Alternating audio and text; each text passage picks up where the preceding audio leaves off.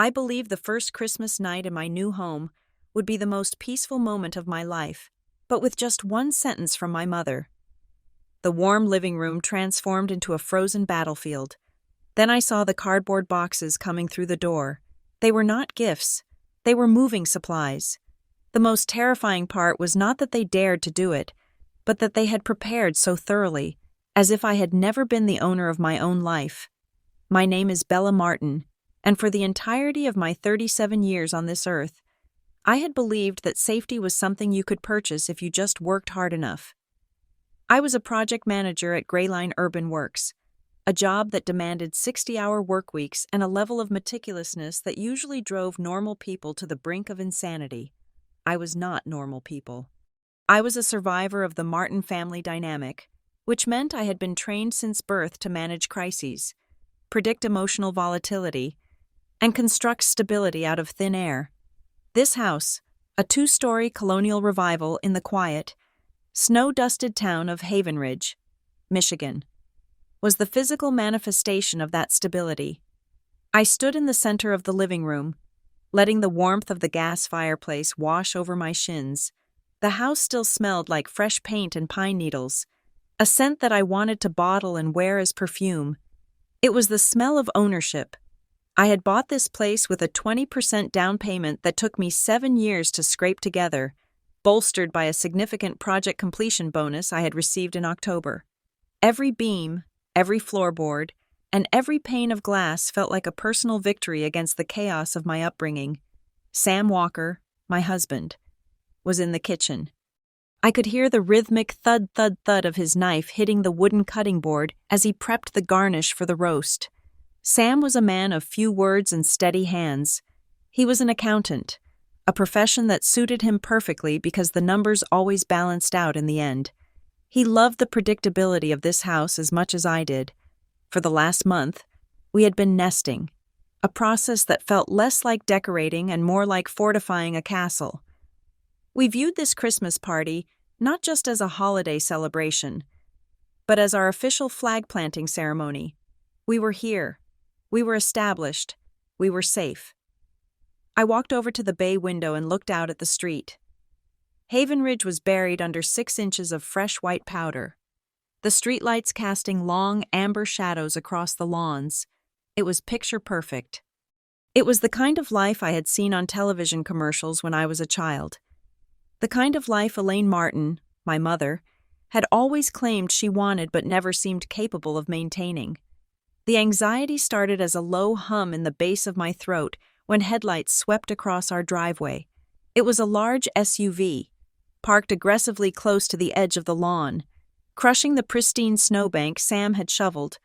Just 3 hours ago, the doors opened, and the noise began before they even stepped onto the porch. My 3 younger sisters poured out of the vehicle like a coordinated strike team. Brooke was the first one out. At 32, she was the oldest of the 3, and currently, the one with the most vocal complaints about her life.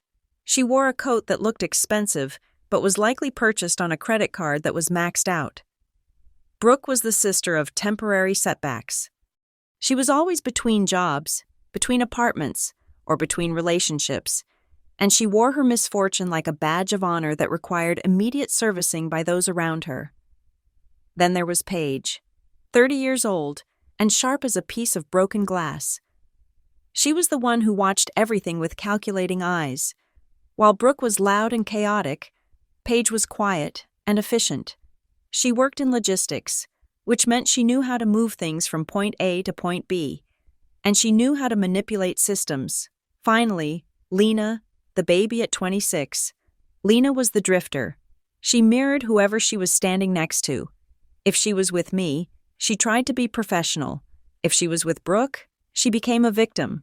Tonight, she was trailing behind Elaine, carrying a stack of Tupperware containers that seemed unnecessary for a dinner party where the hosts were providing the food. And then, Elaine, my mother. Elaine Martin walked up the driveway with her arms wide open, as if she were greeting an audience rather than visiting her daughter's home. She stopped at the front door, not reaching for the bell, but waiting. She waited for me to open it, expecting the door to yield to her presence. I opened the door, and the freezing Michigan air rushed in, mixing with the scent of Elaine's overpowering floral perfume. "Oh, look at this," Elaine breathed. Stepping past me without making eye contact, she stood in the foyer, her boots leaving wet slush on the hardwood I had polished 2 hours ago. She spun around, taking in the high ceilings and the crown molding. "Bella, it is magnificent. It is exactly what we deserve." "We." The pronoun landed in my chest like a lead weight. I forced a smile, closing the door against the cold. "Hello, Mom. Glad you guys could make it.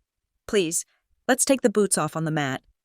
"It is huge," Brooke said, her voice echoing too loudly in the open space. She bypassed the coat rack and draped her wet jacket over the banister of the stairs. "This foyer is bigger than my entire apartment. Must be nice." "It is the fruit of hard work," Sam said. He had emerged from the kitchen, wiping his hands on a dish towel. His voice was calm, but I knew him well enough to see the tension in his jaw. Sam had always been wary of my family. He called them a high-pressure system that never actually brought rain, just a lot of wind and damage. "Hi, Sam," Lena said, offering a weak wave. She looked tired, or perhaps she was just playing the part today. "Sam, sweetheart," Elaine cooed, walking over and grabbing his face with both hands. It was a gesture of dominance disguised as affection. "Thank you for welcoming us home." There it was again. Home. Not your home. Just home. I tried to shake it off. I told myself I was being paranoid. This was Christmas. Families said things like that. It was a figure of speech. I ushered them into the living room, offering wine, cheese, and the carefully curated atmosphere I had spent weeks perfecting. I wanted them to see my success. Yes, but I also wanted to share it. I wanted to be the benevolent big sister who hosted the perfect holiday, but the dynamic shifted the moment they sat down. Usually, guests sit on the edge of the sofa, or they ask where to put their bags. My sisters did not act like guests. Brooke kicked her shoes off and curled her legs up onto the cream-colored velvet armchair I had expressly forbidden Sam from eating toast on. Paige did not sit at all. She began to wander. I watched Paige from the kitchen island while I poured a glass of Cabernet for Elaine. Paige was walking along the perimeter of the room, running her fingers along the window frames. She wasn't admiring the view. She was checking the latches. "So," Paige said, her voice cutting through the jazz music playing softly from the speakers. "You went with the ring system, right? Or is this a hardwired ADT setup?" "It is a hybrid," I said, handing Elaine her glass. "Smart locks, cameras at the perimeter, but hardwired sensors for the windows. Why do you ask?" Paige turned, her expression unreadable. "Just thinking about security. A house this nice, in a neighborhood this quiet, you cannot be too careful. Who has the master code?" "Just me and Sam," I said. "And the guest codes?" she asked. "Did you set up temporary access for the dog walker or cleaners?" "We do not have a dog walker, Paige, and I clean the house myself." "Right," she said, pulling out her phone and typing something. "Just curious, the Wi-Fi password is on the fridge, right?" "Yes," I said, feeling a prickle of irritation. "Is that all you are interested in, the infrastructure?" Paige smiled, but it didn't reach her eyes. "I just like to know how things work. Bella, you know that. I want to make sure you are safe." "We are safe," Sam said, stepping up beside me. He put a hand on the small of my back, his touch grounding me. But when I looked at him, he wasn't looking at Paige. He was looking at the floor, his eyes darting toward the hallway where Brooke had wandered off. "Where did Brooke go?" I asked. "She went to find the bathroom," Lena said, her mouth full of a cracker. "The bathroom is right there," I pointed to the powder room off the hallway. "Oh, she wanted to see the upstairs one," Lena mumbled. "The one with the tub." My stomach tightened. The upstairs was our private sanctuary. The master suite and the guest rooms were up there. I hadn't invited them on a tour yet. "I will go get her," I said, setting my wine down. "Let her be," Elaine said sharply. Her voice cracked like a whip, freezing me in place. She took a sip of her wine and smiled, her eyes glittering. Let her explore. Bella, it is Christmas. Do not be so territorial. Family should not have boundaries like that. It is not about boundaries, Mom, I said, trying to keep my voice level. It is about privacy, and we haven't finished unpacking the guest rooms. Oh, do not worry about the mess. Elaine waved a hand dismissively. We have seen you in diapers, Bella. We do not care about a little clutter. Besides, the girls need to see which room suits them best. I froze. Excuse me? The room went silent. Even the fire seemed to stop crackling for a second. For when they visit, Sam interjected quickly, too quickly. Your mom means for when they visit in the future, to stay over. I looked at Sam. His face was pale. He was sweating. Just a little. Along his hairline. He was avoiding my gaze again. Why was he interpreting for her? Sam usually let me handle Elaine. He usually stood back and let me navigate the minefield. Why was he jumping on the grenade before the pin was even pulled? Right, Elaine said, her eyes locking onto Sam with a look of approval that made my skin crawl. Exactly, Sam. You are such a good husband. You understand the big picture. What big picture? I asked, my voice dropping an octave. The picture of family, Elaine said, standing up and walking over to the fireplace. She picked up a framed photo of Sam and me taken the day we closed on the house and looked at it critically. You know, Bella, this house has 4 bedrooms. You and Sam only need 1. It is a lot of space to waste. It is not wasted, I said, defending my square footage as if it were my own body. 1 is my office, 1 is Sam's study. We need the space for work. Work! Brooke shouted from the top of the stairs. I looked up. She was leaning over the railing, looking down at us like a queen addressing her subjects. Bella, the closet in the 2nd bedroom is huge. I could fit my entire winter wardrobe in there easily, and the light is perfect for doing makeup. Brooke, come down here, I said, my patience fraying like an old rope. In a minute, she yelled back. I am just measuring the wall to see if my vanity fits. I turned to Sam. Sam, go get her. Now. Sam hesitated. He actually hesitated. For 3 seconds. He stood there, looking between me and Elaine, his feet shifting on the rug. Sam, I said, shock bleeding into my tone. I will go, he said quietly, finally moving toward the stairs. But he didn't move with the authority of a homeowner. He moved like someone who was walking to the gallows. I turned back to the living room. Paige was still on her phone. Lena was eating cheese. Elaine was rearranging the ornaments on my tree. Mom, please stop moving the ornaments, I said, walking over to her. I placed them specifically. They were unbalanced, Elaine said without looking at me. You always were a bit lopsided in your thinking. Bella, you focus too much on the individual pieces and forget the whole tree. I am just fixing it for you, like I always do. I do not need you to fix anything, I said. I am 37 years old. I bought this house. I built this life. It is fixed. Elaine turned to me then. Her face was smooth, unwrinkled by the years of stress she had inflicted on everyone else.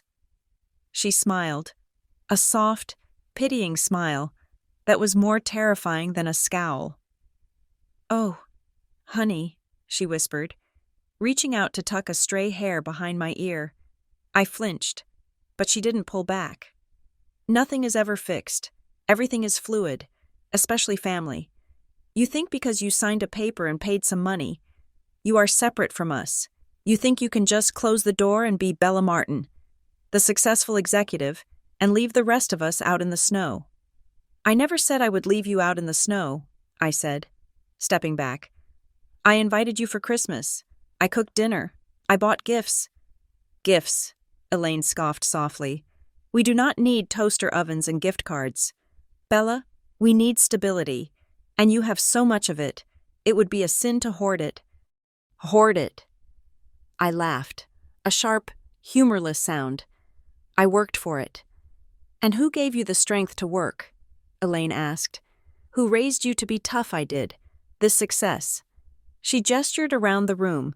It is partially mine. It is ours. That is how family works. We share the burden, and we share the bounty.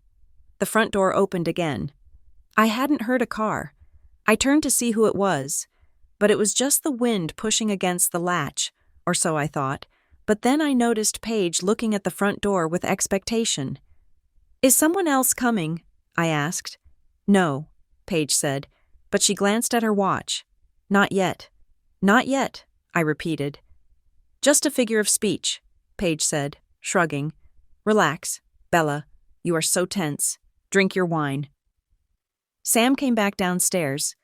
Brooke was not with him. Where is she? I asked. She is washing her face. Sam said.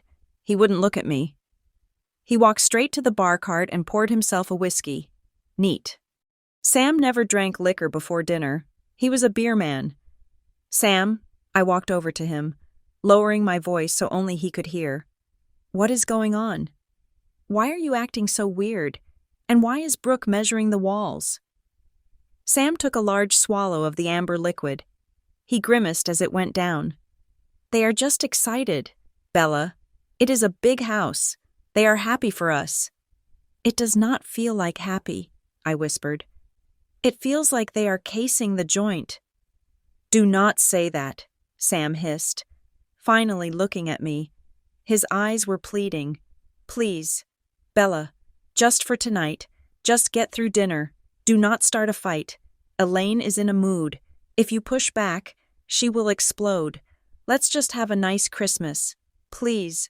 I am not the one pushing, I said. They are the ones pushing boundaries. Just let them talk, Sam said. Talk is cheap.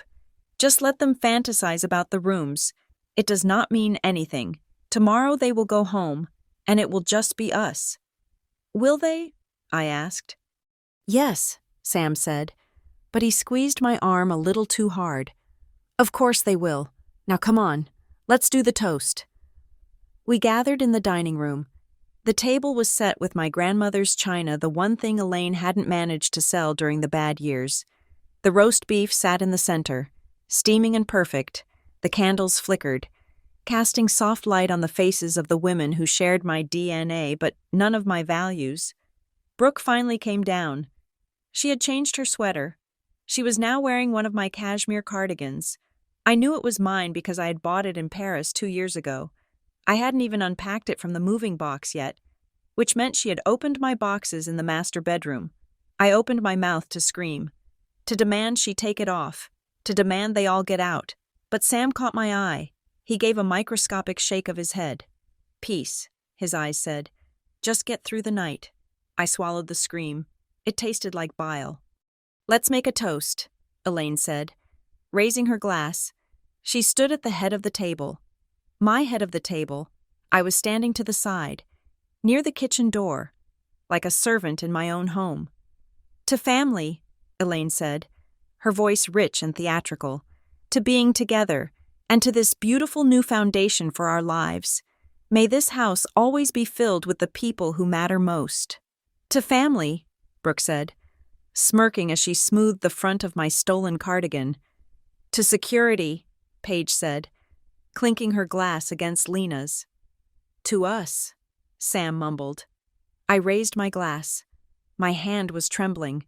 I gripped the stem so hard I thought the crystal might shatter and slice my palm open. I wanted it to. I wanted the pain to be physical instead of this creeping, suffocating dread that was wrapping around my throat. To the house, I said, my voice barely a whisper.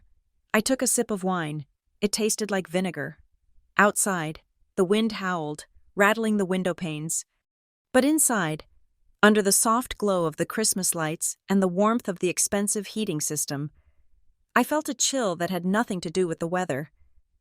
I looked at Sam, who was staring into his whiskey glass like it was a crystal ball showing him a future he couldn't bear to see.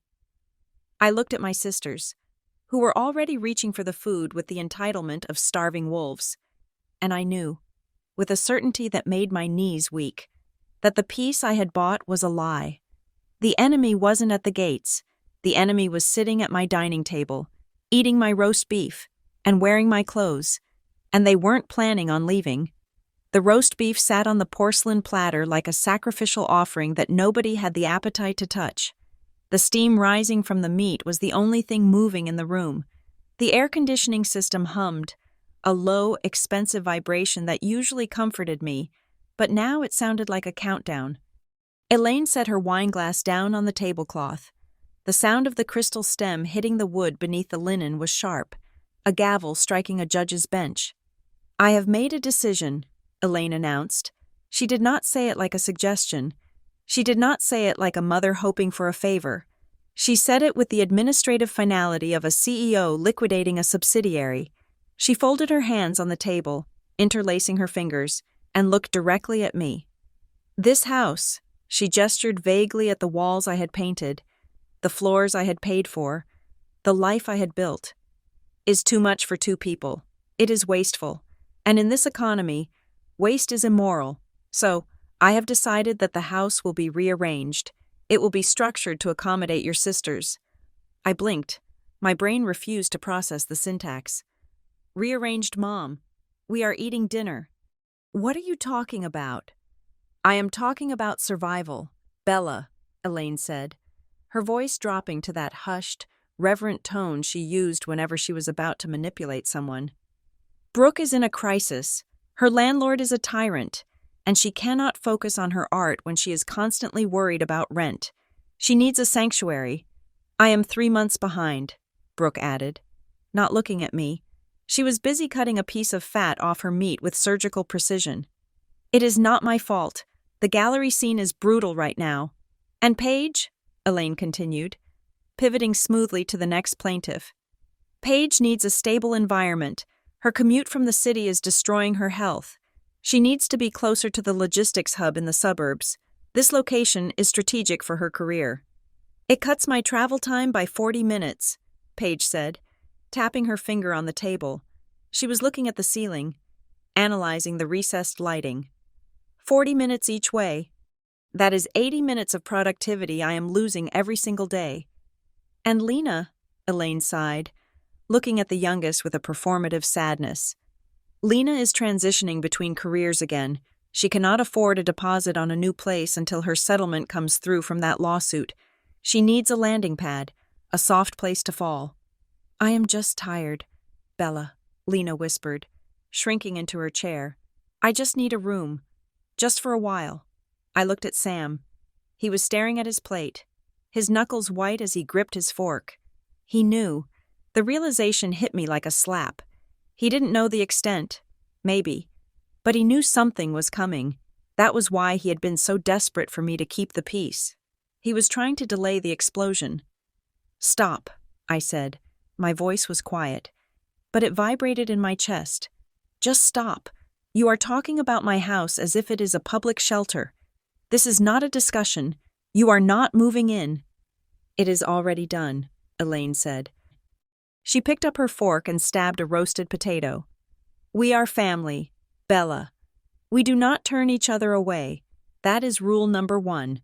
I raised you better than to be a selfish hoarder of square footage." "I am not hoarding square footage." I slammed my hand on the table. The silver jumped. "I bought a home, Sam, and I bought a home." "And you have 3 spare rooms," Brooke said, speaking over me. She pointed with her knife toward the ceiling. "I will take the master suite. It has the best light for my painting. You and Sam can take the guest room down here. It is closer to the kitchen anyway, which is good for you since you like to cook." "Excuse me." I stood up. My chair scraped violently against the hardwood. "You think you are taking my bedroom?" "The guest room is fine," Paige interrupted, her voice devoid of emotion. "Actually, I need the downstairs study, the one you are using as an office. It has the dedicated Ethernet port. I checked the wiring diagram you left on the counter. I need that bandwidth for my server access. I will move your desk to the basement." "The basement is damp," Lena said. "I cannot sleep in the basement. I will take the room next to Brooke's, the one with the garden view." They were dividing the carcass before the animal was even dead. They weren't asking. They were informing. They spoke with the casual cadence of people who had rehearsed this conversation in a group chat I was not part of. "Nobody is taking anything," I shouted. "Sam, say something." Sam looked up. His eyes were wide, terrified. He opened his mouth, but before he could speak, a sound cut through the tension. It was a heavy, mechanical rumble, the sound of a diesel engine idling, then the beep, beep, beep of a large vehicle reversing. The room froze. I looked at the window. Intense white headlights flooded through the sheer curtains, illuminating the dining room with a harsh, interrogating glare. The vehicle was massive. It wasn't a car. It was high off the ground. "What is that?" I asked, my breath catching in my throat. "That," Paige said, checking her watch, "is the logistics solution. They are right on schedule. 7:30 sharp." I ran to the front door. I didn't even grab my coat. I threw the door open and stared out into the winter night. A 26-foot moving truck was parked in my driveway. It was blocking Sam's sedan.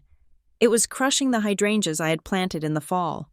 The engine chugged, spitting gray exhaust into the pristine, snowy air. On the side of the truck, a generic rental logo mocked me. Two men in thick jumpsuits jumped out of the cab. They didn't look at me. They went straight to the back of the truck and rolled up the metal door with a screech that sounded like a scream. "No," I whispered. "No, absolutely not." "Hey," I yelled at the movers.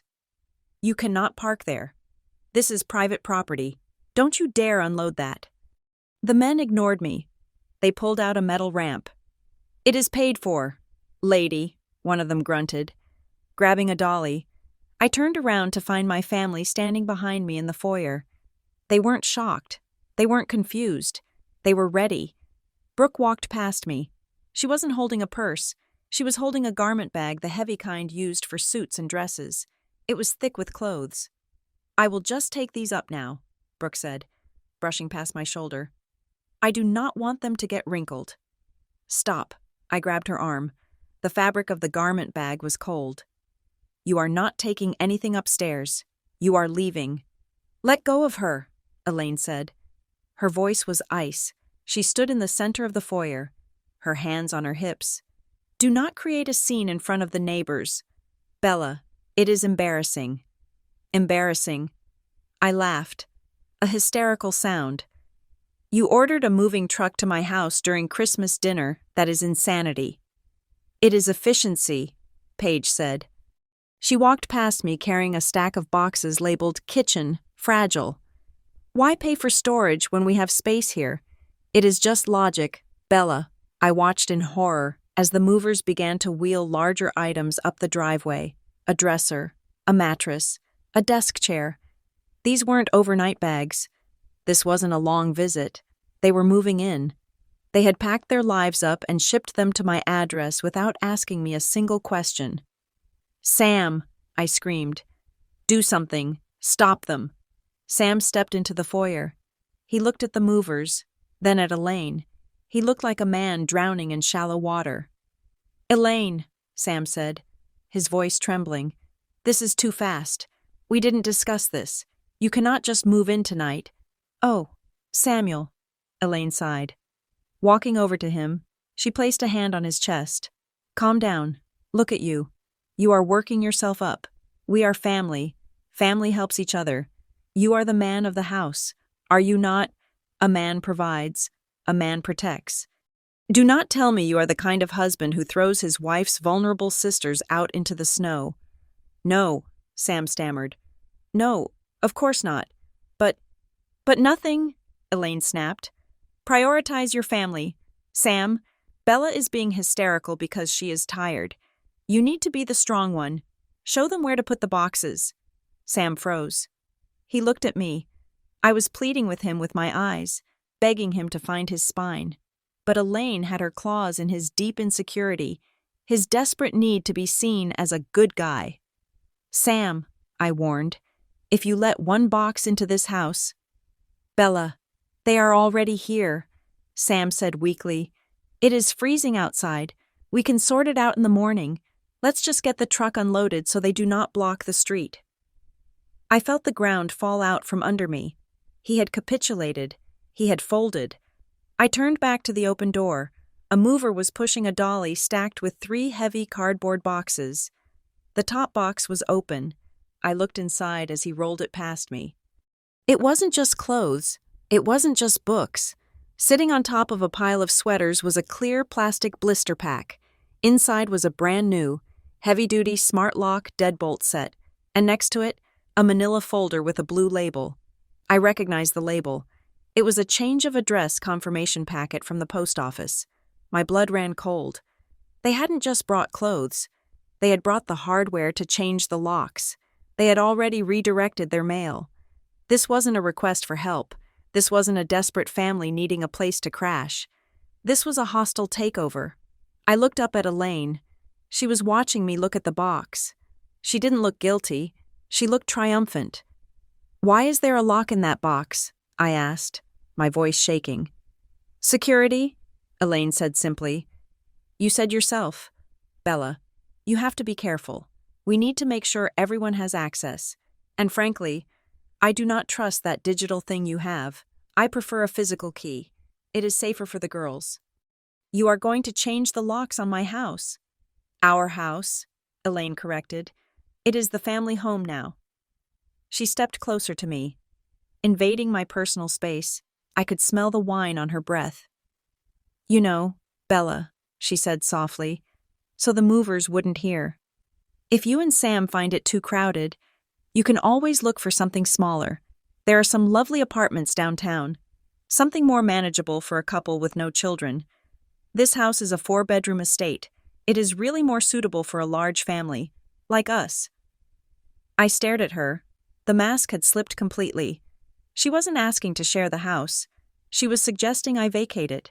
She was suggesting that I, the owner, was the redundant element in the equation. Brooke was already at the top of the stairs. I could hear her heels clicking on the hardwood of the hallway. "Oh, wow," Brooke shouted down. "The closet in the master is even bigger than I thought, Paige. Bring the shoeboxes up here." "Coming," Paige called out, lifting a box from the mover's dolly. I stood there, paralyzed by the sheer audacity of the violence being committed against me. It was violence.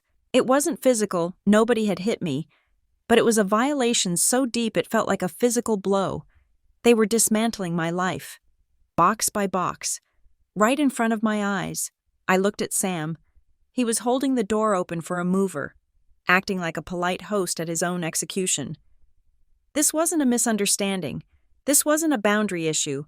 They had planned this for weeks. They had timed the truck. They had bought the locks. They had rehearsed the arguments. They had manipulated Sam. I looked at the snow falling outside, beautiful and indifferent.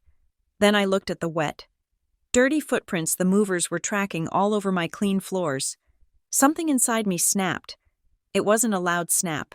It was the quiet, metallic click of a safety being disengaged. I was not going to argue anymore. Arguments were for people who played by the same rules. My mother and sisters were not playing by the rules. They were playing war. And they had made a fatal mistake. They thought they had captured the castle just because they had breached the gate. They didn't realize that the queen was still standing in the foyer, and she hadn't even begun to fight. I placed my wine glass on the credenza. I did not slam it. I set it down with the deliberate care of a bomb disposal technician placing a live wire on a table. The sound of the crystal touching the wood was the only noise in the room for a heartbeat. "This is my house," I said. My voice was not loud. It was devoid of the tremor that had shaken my hands just moments ago. It was a flat, dead thing. "Everyone needs to leave, right now." The silence that followed was heavy, filled with the confused shuffling of the movers who were still holding a mattress in the doorway. Elaine laughed. It was a short, sharp bark of amusement. She looked at Sam, then back at me, shaking her head as if I were a toddler throwing a tantrum over a toy. "Oh, Bella," she sighed, smoothing the front of her blouse. "Stop being dramatic. It is Christmas. You are tired. You have had too much wine." "I am not tired," I said, stepping between the movers and the stairs. "And I am stone-cold sober. This is private property. You have zero authorization to move into this house. Take your boxes and get out." Elaine's face hardened. The indulgent mother mask dissolved, revealing the granite underneath. She took a step toward me, her heels clicking aggressively on the floor tiles. "Ungrateful," she spat the word like a curse. "After everything I sacrificed for you, I scrubbed floors to put you through that fancy prep school. I went without new shoes for 5 years so you could have braces. And this is how you repay me, by throwing your own mother and sisters out into the cold like stray dogs." "You are not a stray dog, Mom," I said. "You have a house. You have a perfectly good house 20 miles away. Go there." "Sam!" Elaine whirled around to face my husband. He was shrinking into the corner near the coat rack, looking like he wished he could dissolve into the drywall. "Control your wife. Tell her she is being irrational. Tell her that family comes first. You promised me, Sam. You promised you would take care of us." I looked at Sam. He wouldn't meet my eyes. He was staring at his shoes, his mouth opening and closing like a fish out of water. "Sam," I asked, "did you promise her she could live here?" "I said we would help," Sam stammered. "I said we would be there for them." "See?" Brooke shouted from the top of the stairs. She was leaning over the railing, holding a stack of my towels. "He invited us. We are guests. And actually, since our stuff is already inside, we are tenants. You cannot kick us out without an eviction notice. I know my rights. I have established residency." "You have been here for 45 minutes, Brooke," I said, looking up at her. "That is not residency. That is trespassing." "My toothbrush is in the bathroom," Brooke yelled back. "That is possession." I reached into my pocket and pulled out my phone. My thumb hovered over a contact I had saved 2 years ago, back when Paige had tried to steal my identity to open a credit card. Marissa Cole, attorney. I didn't call her yet. I opened my text messages and typed a single line. "They are here. They are trying to move in. I am calling the police." I hit send. Then I looked at Paige. Paige was leaning against the wall, eating an apple she had taken from my fruit bowl. She looked bored. "You are not going to call the police, Bella," Paige said, chewing loudly. "You do not have the guts. Imagine the scene. The neighbors watching cop cars pull up on Christmas night. You are too obsessed with your image. You would never humiliate yourself like that." She was banking on my shame. She was counting on the fact that for 37 years, I had always chosen silence over scandal. She thought I was still the girl who hid the bruises and the broken plates so the neighbors wouldn't think the Martin family was trash. She was wrong. I wasn't that girl anymore. I was a homeowner, and I had a mortgage to prove it. I tapped the keypad. 911. I pressed the green button and held the phone up to my ear. I stared directly at Paige as I did it. Her smirk faltered. "Emergency services. What is your emergency?" The dispatcher's voice was calm, professional. "My name is Bella Martin," I said, my voice clear and loud enough for everyone in the foyer to hear. "I am at 104 Maplewood Drive. I am the homeowner. I have 5 intruders in my house who are refusing to leave. I would like an officer dispatched immediately to remove them." The room went deadly silent. Even the movers stopped breathing. "Are the intruders armed?" the dispatcher asked. "No," I said. "They are family members, but they do not live here, and they are attempting to move furniture in against my will. I have asked them to leave, and they are refusing. I feel threatened." "We have a unit in the vicinity," the dispatcher said. "Officers are en route." I hung up the phone and looked at Elaine. Her face had gone from red to a pale, powdery white. "You actually did it," she whispered. "You called the cops on your own mother." "I called the cops on intruders," I said. "You have 5 minutes before they get here. I suggest you tell the movers to put that mattress back on the truck." "You are sick," Elaine hissed. "You are mentally ill. I knew the pressure of this job was getting to you. You are having a breakdown." "Movers," I turned to the 2 men. "If you are still in my house when the police arrive, I will press charges for criminal trespass against you and your company. I suggest you leave." The men didn't need to be told twice. They dropped the mattress right there in the foyer, turned around, and walked out the door, leaving the ramp extended and the truck idling. "Hey!" Brooke screamed, running down the stairs. "Where are you going? I paid you for 2 hours." For the next 8 minutes, nobody moved. We stood in a tableau of dysfunctional misery. Elaine paced back and forth, muttering about how I was dead to her. Paige sat on the stairs, texting furiously. Lena was crying in the kitchen. Sam stood by the window, watching the street. He didn't look at me. He didn't come to stand beside me. He stood halfway between me and them, in the no-man's land of his own cowardice. Then, the blue and red lights washed over the living room walls. 2 officers walked up the driveway. One was older, heavy-set, with a face that had seen too many domestic disputes. The other was young, sharp, and looked cold. I opened the door before they could knock. "I am Bella Martin," I said. "Thank you for coming." "Officer Miller," the older one said, stepping inside.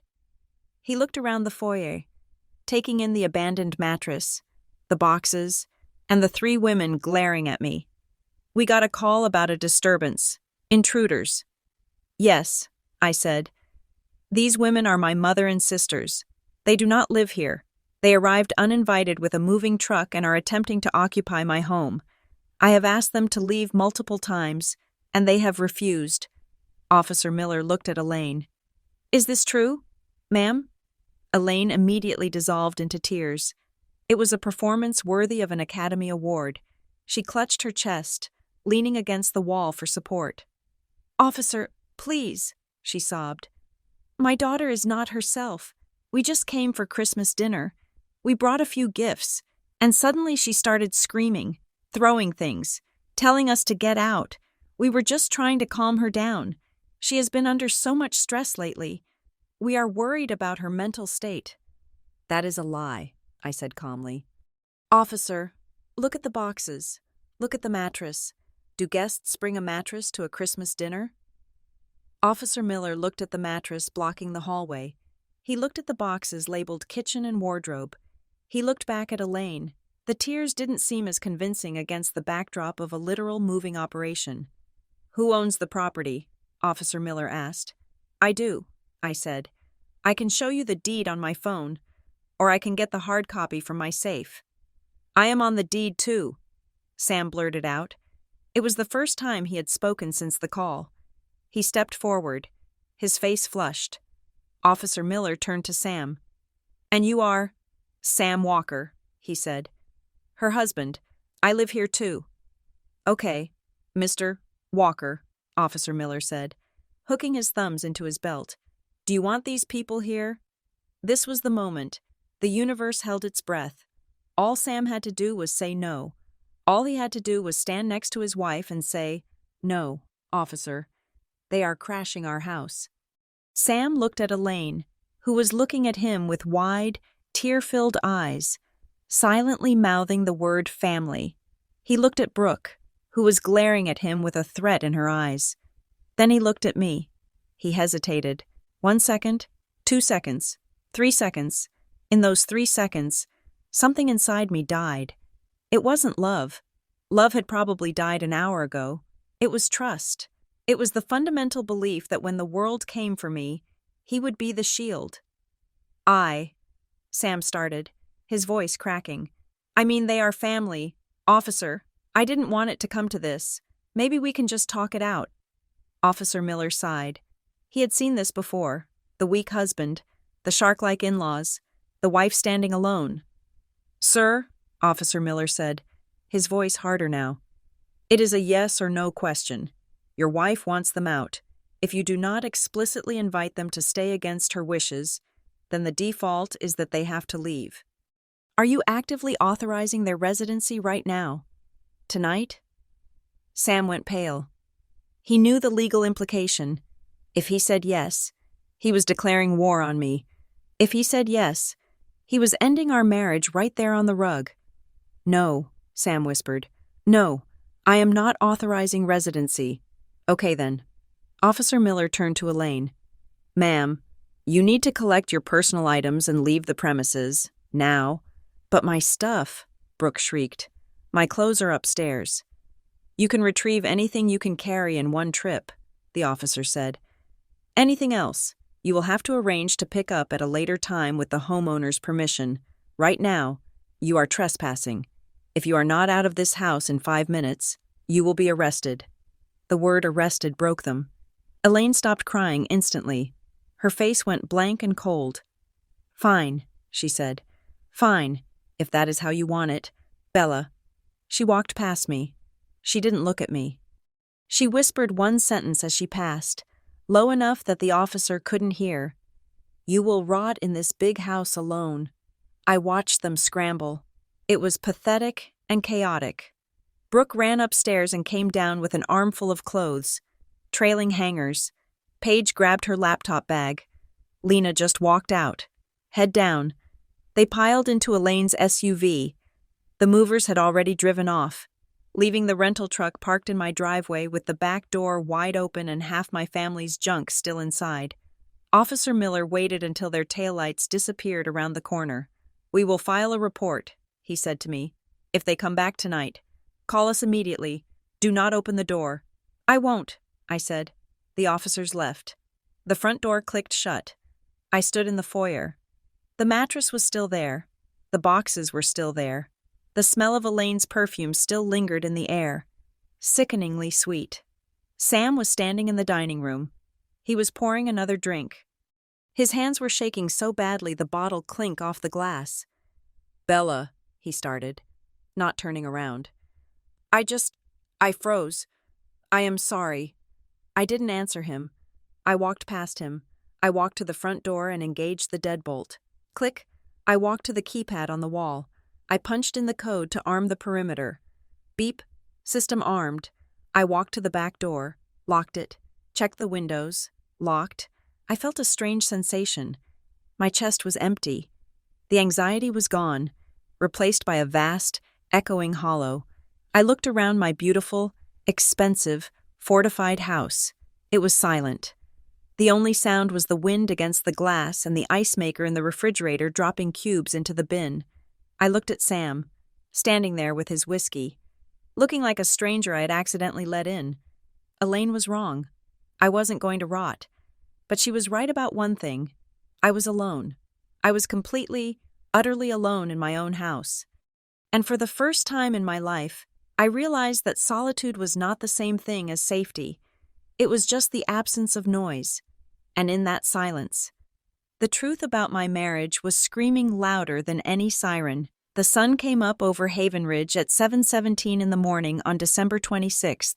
It was a brilliant, blinding winter sun that bounced off the snow and flooded the living room with an aggressive cheerfulness that felt like a personal insult. I had not slept in the master bedroom. I had not slept in the guest room. I had sat in the leather armchair in the corner of the living room, wrapped in a blanket, watching the foyer. I was guarding the perimeter. The house was silent, but it was a crowded silence. The foyer was choked with the physical debris of the invasion. The mattress leaned against the wall like a drunk guest who refused to leave. The boxes brown. Corrugated monoliths were stacked 3 high near the coat closet. My instinct, the one driven by a lifetime of trying to keep the Martin household presentable, screamed at me to clean it up. I wanted to drag the mattress to the curb. I wanted to burn the boxes. I wanted to scrub the floor where the movers' boots had left muddy streaks, but I didn't. Instead, I made a pot of black coffee, strong enough to strip paint, and I picked up my phone. I dialed Marissa Cole. Marissa was not just a lawyer. She was a shark who wore Chanel suits. We had met 5 years ago during a contract dispute at my firm, and I had kept her on retainer ever since. She answered on the second ring. Merry Christmas, Bella. Her voice was crisp, devoid of holiday sluggishness. I assume you are not calling to ask about my eggnog recipe. They tried to move in, I said. My voice was raspy. Last night, a truck, movers, furniture. I had to call the police to get them out.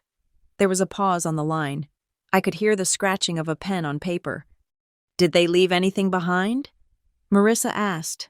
Everything, I said. A mattress, about 15 boxes, some furniture pieces. Do not touch them, Marissa commanded. Her tone shifted instantly from conversational to legal counsel. Do not move them. Do not open them. Do not put them outside. If you put them outside, they can claim you destroyed their property. If you move them into the garage, they can claim you accepted custody of the items. Leave them exactly where they are. They are blocking my hallway. Marissa? Good, she said. Let them block it. They are not furniture anymore. Bella? They are evidence. I want you to photograph every single item. Video record the labels. We need to build a timeline that proves intent. This was not a visit. This was an occupation attempt. I hung up and switched to my camera app. I approached the boxes like a crime scene photographer. I took wide shots showing their position relative to the front door. I took close-ups of the shipping labels. Box 1 kitchen/fragile/property of Elaine Martin. Box 2, studio supplies/Brooke. Box 3, master bedroom/linens. That label stopped me cold. Master bedroom, not guest room, not storage. Brooke had labeled her boxes for the room I slept in with my husband. It was a level of entitlement that bordered on delusion. I recorded a video, walking slowly around the pile, narrating the time and date. December 26th, 7:45 in the morning. Items abandoned by Elaine Martin, Brooke Martin, and Paige Martin following a trespassing incident on December 25th. I felt ridiculous, standing in my pajamas, talking to my phone. But then I saw the box on the bottom of the stack near the door. It was an open crate. Inside, tucked between a toaster and a stack of magazines, was a set of heavy-duty screwdrivers and a pry bar. They hadn't just brought clothes. They had brought tools to dismantle my life. I went to my laptop and sat at the dining room table. I needed to see how long they had been planning this. I opened the app for the exterior security cameras. I scrolled back the timeline to yesterday evening. The party had started at 6. The guests had arrived at 6:15. I rewound the footage to 5:45. There it was. At 5:48 in the evening, the rental truck rolled slowly past my house. It didn't stop. It drove to the end of the cul-de-sac and parked in the shadows of the undeveloped lot next door. They had been there before the party started. They had sat in the dark, watching the house, waiting for the signal to attack. I felt a cold shiver run down my spine. This was premeditated. They had staged the truck. They had calculated the exact moment when the dinner would be underway, when I would be distracted, when Sam would be pliable. I saved the clip to my hard drive and backed it up to the cloud. Then, a notification popped up on my email. It was the Daily Digest from the United States Postal Service, the informed delivery service that showed scanned images of the mail arriving that day. Usually, it was junk mail and bills, but today, there was a system alert at the top of the dashboard. Change of address. Validation request. Action required. My heart hammered against my ribs. I clicked the link. A request had been filed on December 23rd to forward mail for the Martin family to 104 Maplewood Drive. The Martin family, not Bella Martin, not Sam Walker, the Martin family. They were trying to establish residency through the federal mail system. If they could get a utility bill or a bank statement delivered here in their name, they would have a paper trail in the state of Michigan. Removing a resident who has established a paper trail is a nightmare that can take months. I immediately flagged the request as fraudulent. I spent the next hour locking down everything. I placed a freeze on my credit reports at all 3 bureaus. I logged into my bank accounts and set up 2-factor authentication for every single transaction over $1. I was operating on pure adrenaline. I felt like I was fortifying a bunker while the enemy was shelling the perimeter. Then, I went to the county clerk's online portal. I wanted to check the property tax record. I wanted to see my name on the screen, just to reassure myself that I still owned this house. I typed in the parcel number. The page loaded. Owner of record Bella Martin, Sam Walker. I let out a breath I didn't know I was holding, but then I saw the section labeled Pending Filing/Recent Activity. There was a line item dated December 24th, Christmas Eve. Document type correction deed / affidavit of Scrivener's error. Status processing / awaiting review. The room spun. A correction deed is used to fix minor mistakes, a misspelled name, a wrong lot number. It is a clerical tool. But in the hands of a predator, it is a weapon. I clicked on the document preview. It was a low-resolution scan of a form that had been uploaded electronically. I squinted at the screen. The text was blurry, but I could make out the correction being requested. Correction to grantee information addition of tenants in common. They were trying to add names to the deed. They weren't just crashing, they were trying to steal the equity. They were trying to legally insert themselves into the ownership structure of the property I had paid for with my own blood and sweat. I slammed the laptop shut. The sound echoed like a gunshot in the quiet house. "Sam!" I yelled. I didn't wait for an answer. I marched into the kitchen. Sam was standing by the coffee maker. He looked terrible. His eyes were red-rimmed. His skin sallow. He was wearing the same shirt he had worn yesterday. The expensive button-down I had bought him for the party.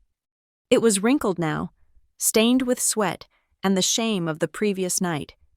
He jumped when I entered the room. "Bella," he said, his voice hoarse. "Good morning. I made coffee." "Sit down," I said. "Bella, please," he started, running a hand through his messy hair. "Can we not do this right now? My head is pounding. I barely slept." "Sit down. Sam." He sat. He looked like a child called to the principal's office. I placed the laptop on the table in front of him. I didn't open it yet. I leaned forward, resting my hands on the granite countertop, the countertop I picked out. I paid for. "Do you know what a deed correction is?" I asked. Sam blinked. "A what? No. I guess it corrects a deed. Why?" "There was a filing on Christmas Eve," I said. "Someone tried to amend the deed to this house. They tried to add names to it. Do you know whose names?" Sam's face went blank. Genuine confusion, or a really good poker face, I couldn't tell anymore. "I do not know what you are talking about," he said. "Bella, you are spiraling. You are looking for conspiracies. They just wanted a place to stay." "A place to stay?" I laughed. "Sam, there is a 26-foot truck rental record that shows they booked it 3 weeks ago. There is a mail forwarding request with the post office, and there is a legal filing with the county to change the ownership of this house. That is not a place to stay. That is a heist." Sam rubbed his temples. Okay, maybe they took it too far. Elaine, you know how she is. She gets an idea in her head and she runs with it. She probably thought I do not know. Maybe she thought if she put her name on it, she could help with the taxes or something. She's always talking about building generational wealth. Generational wealth. I stared at him. "Sam, she has $0. I am the wealth. I am the one they are trying to loot." "You are so cynical," Sam muttered. "They are your family. They love you." "Stop it," I snapped. "Do not use that word. Love does not come with a pry bar. Love does not try to trick you out of your title. Now I want you to answer me, and I want you to think very carefully before you speak." I walked around the table until I was standing right behind him. I put my hands on the back of his chair. I could feel the tension in his shoulders. "What did you tell them?" I asked. "Nothing." Sam threw his hands up. "I told you last night. I didn't tell them anything." "Do not lie to me.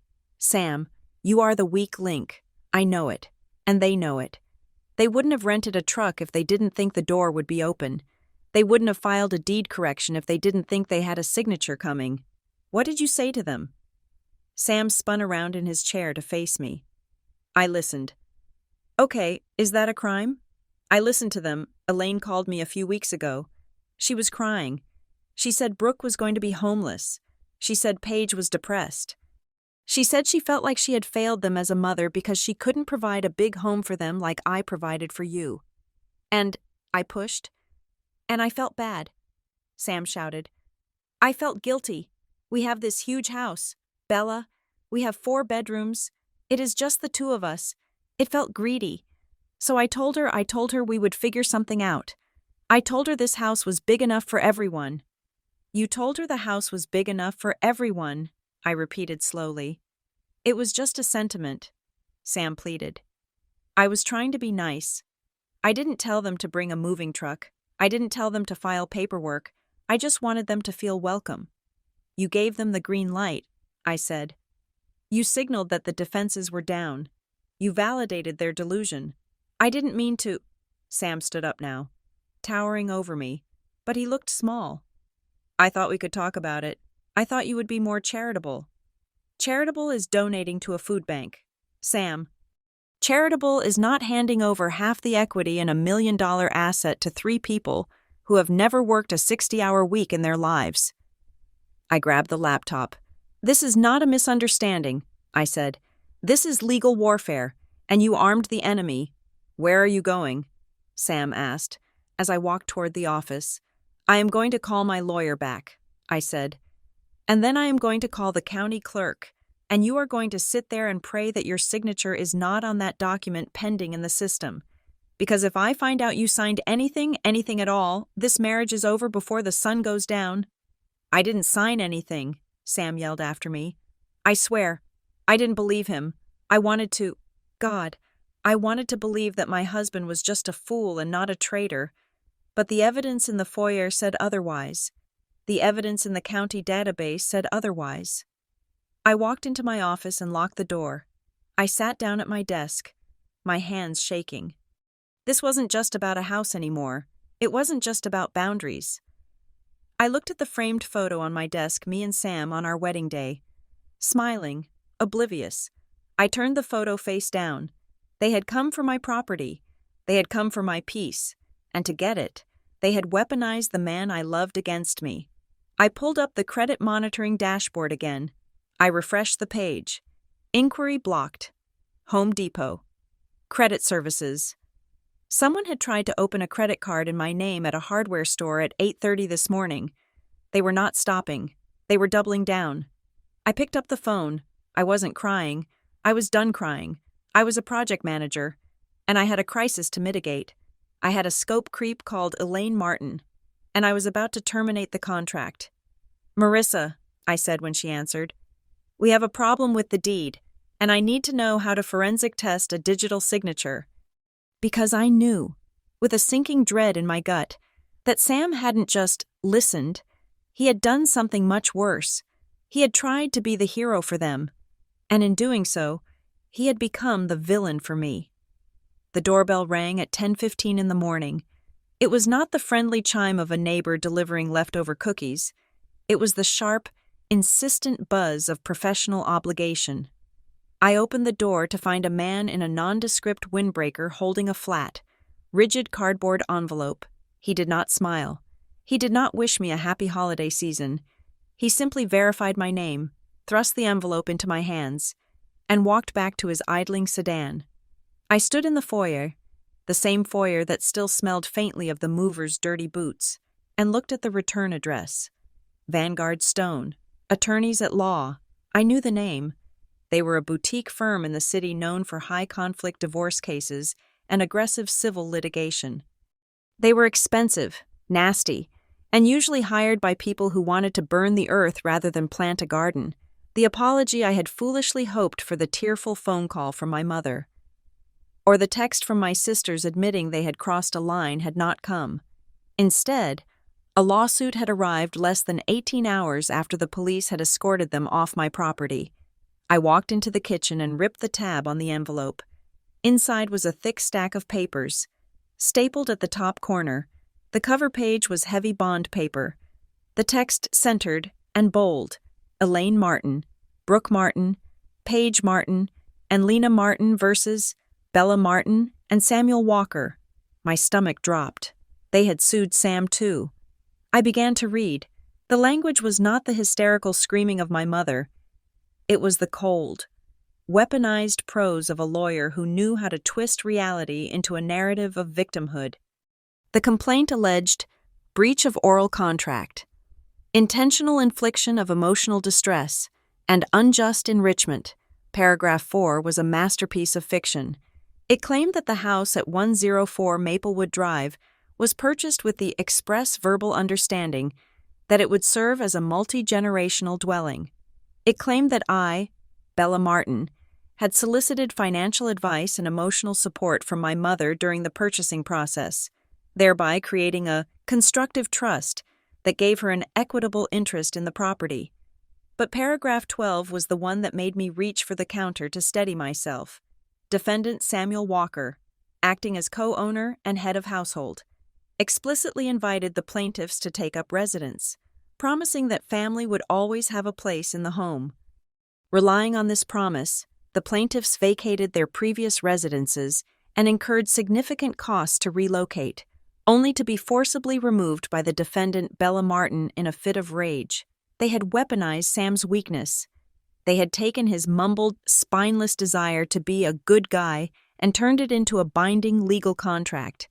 They were painting me not as the owner protecting her home, but as the shrewish wife overruling the benevolent husband. My phone buzzed on the counter. Then it buzzed again, and again, a steady rhythm of notifications that sounded like a Geiger counter approaching a radioactive core. I unlocked the screen. It was Facebook. I hadn't posted on Facebook in 3 years, but Elaine lived there. She had posted a photo. It was from last night, taken before the police arrived. It was a selfie of her and my sisters holding glasses of wine in my living room, the Christmas tree glowing softly in the background. They looked angelic.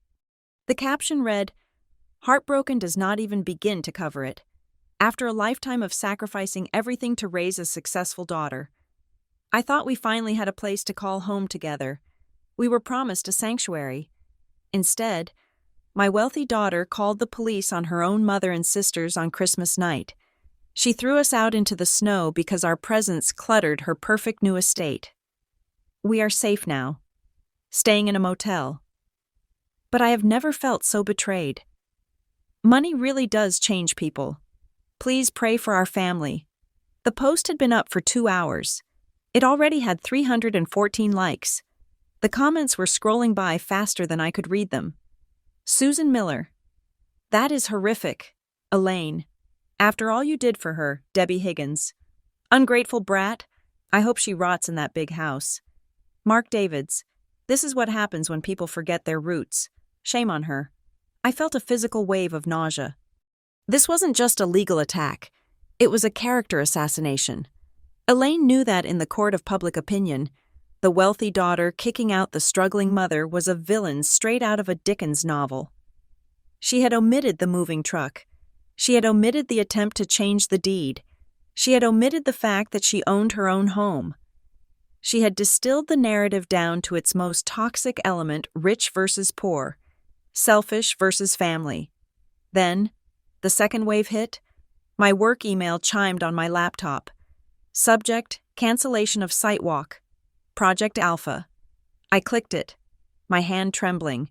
It was from Mr. Henderson, a client whose commercial development project represented 30% of my quarterly targets. "Bella, just saw the commotion on social media. My wife follows your mother.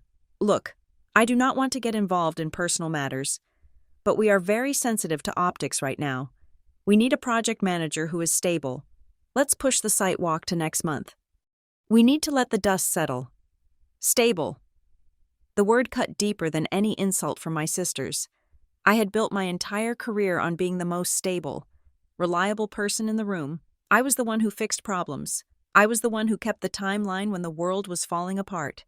And now, my mother's weaponized pity was bleeding into my professional life. She was taking food off my table. I grabbed the lawsuit again, flipping through the pages with frantic energy. I needed to find a flaw. I needed to find the lie that was big enough to break them. I found it in Exhibit C.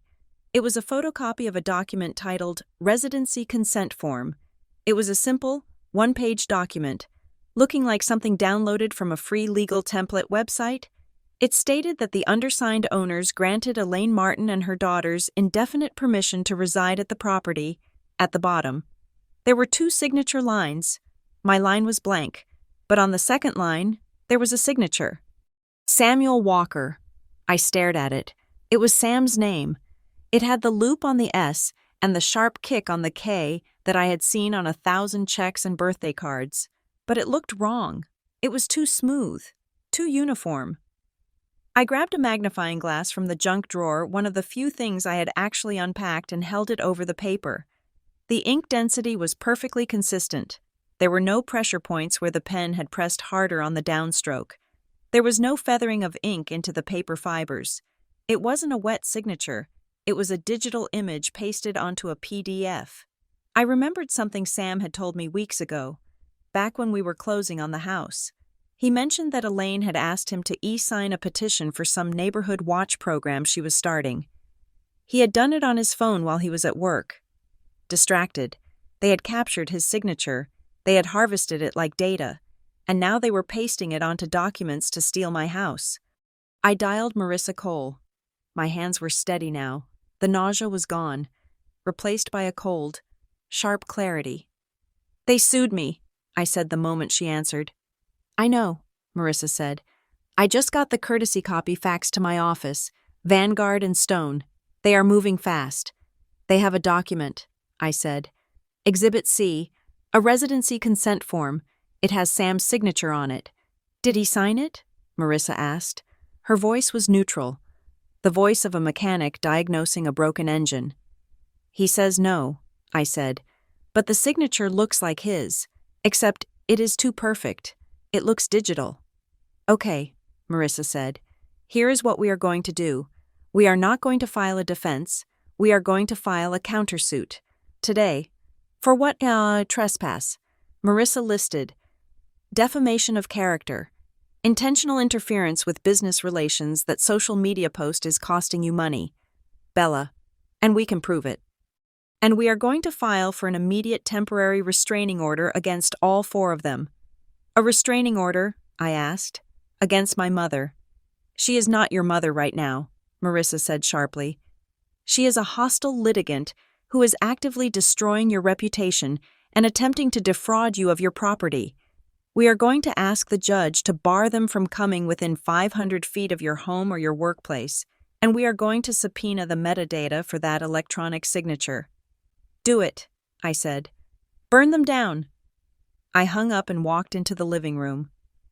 Sam was sitting on the sofa, staring at the television. It wasn't on. He was just staring at the black screen. I threw the lawsuit onto his lap. It landed with a heavy thwack. "What is this?" Sam jumped, looking at the papers. "Read Exhibit C," I said. "Page 14. Sam flipped through the pages.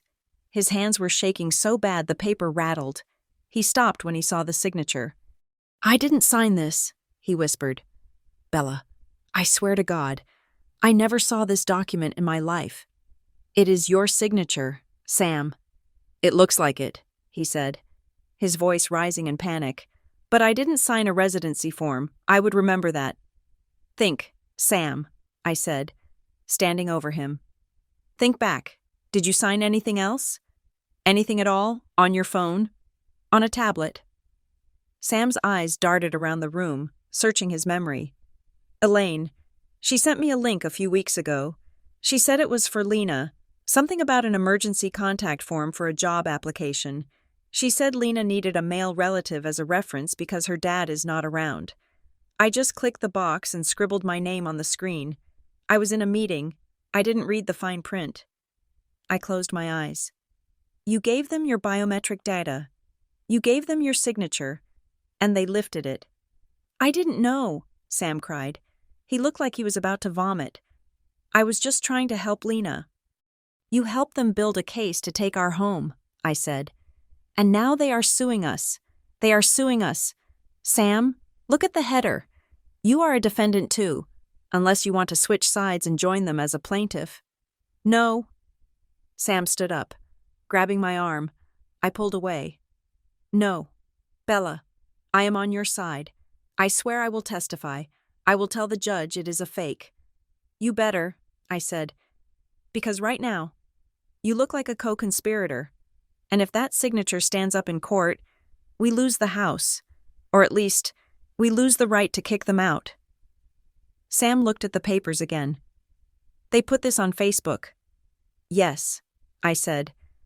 "And my client just canceled a meeting because of it. They are not just coming for the house. Sam, they are coming for my life. They want to make me look like a monster so that when they steal the property, everyone will applaud. I walked to the window and looked out at the street. A car slowed down as it passed the house. I saw the driver point. It was a neighbor. They were already talking. The narrative was setting like concrete. I realized then that the legal battle was only half the war. The real war was for the truth. Elaine knew that if she screamed loud enough about family, nobody would look at the legal definition of trespassing. She was counting on the world being too sentimental to check the facts. But she had forgotten one thing. I was a project manager. I dealt in facts. I dealt in documentation. And I was about to generate a paper trail so long it would strangle her narrative before it could take another breath. "Sam," I said, not turning around. "Get dressed.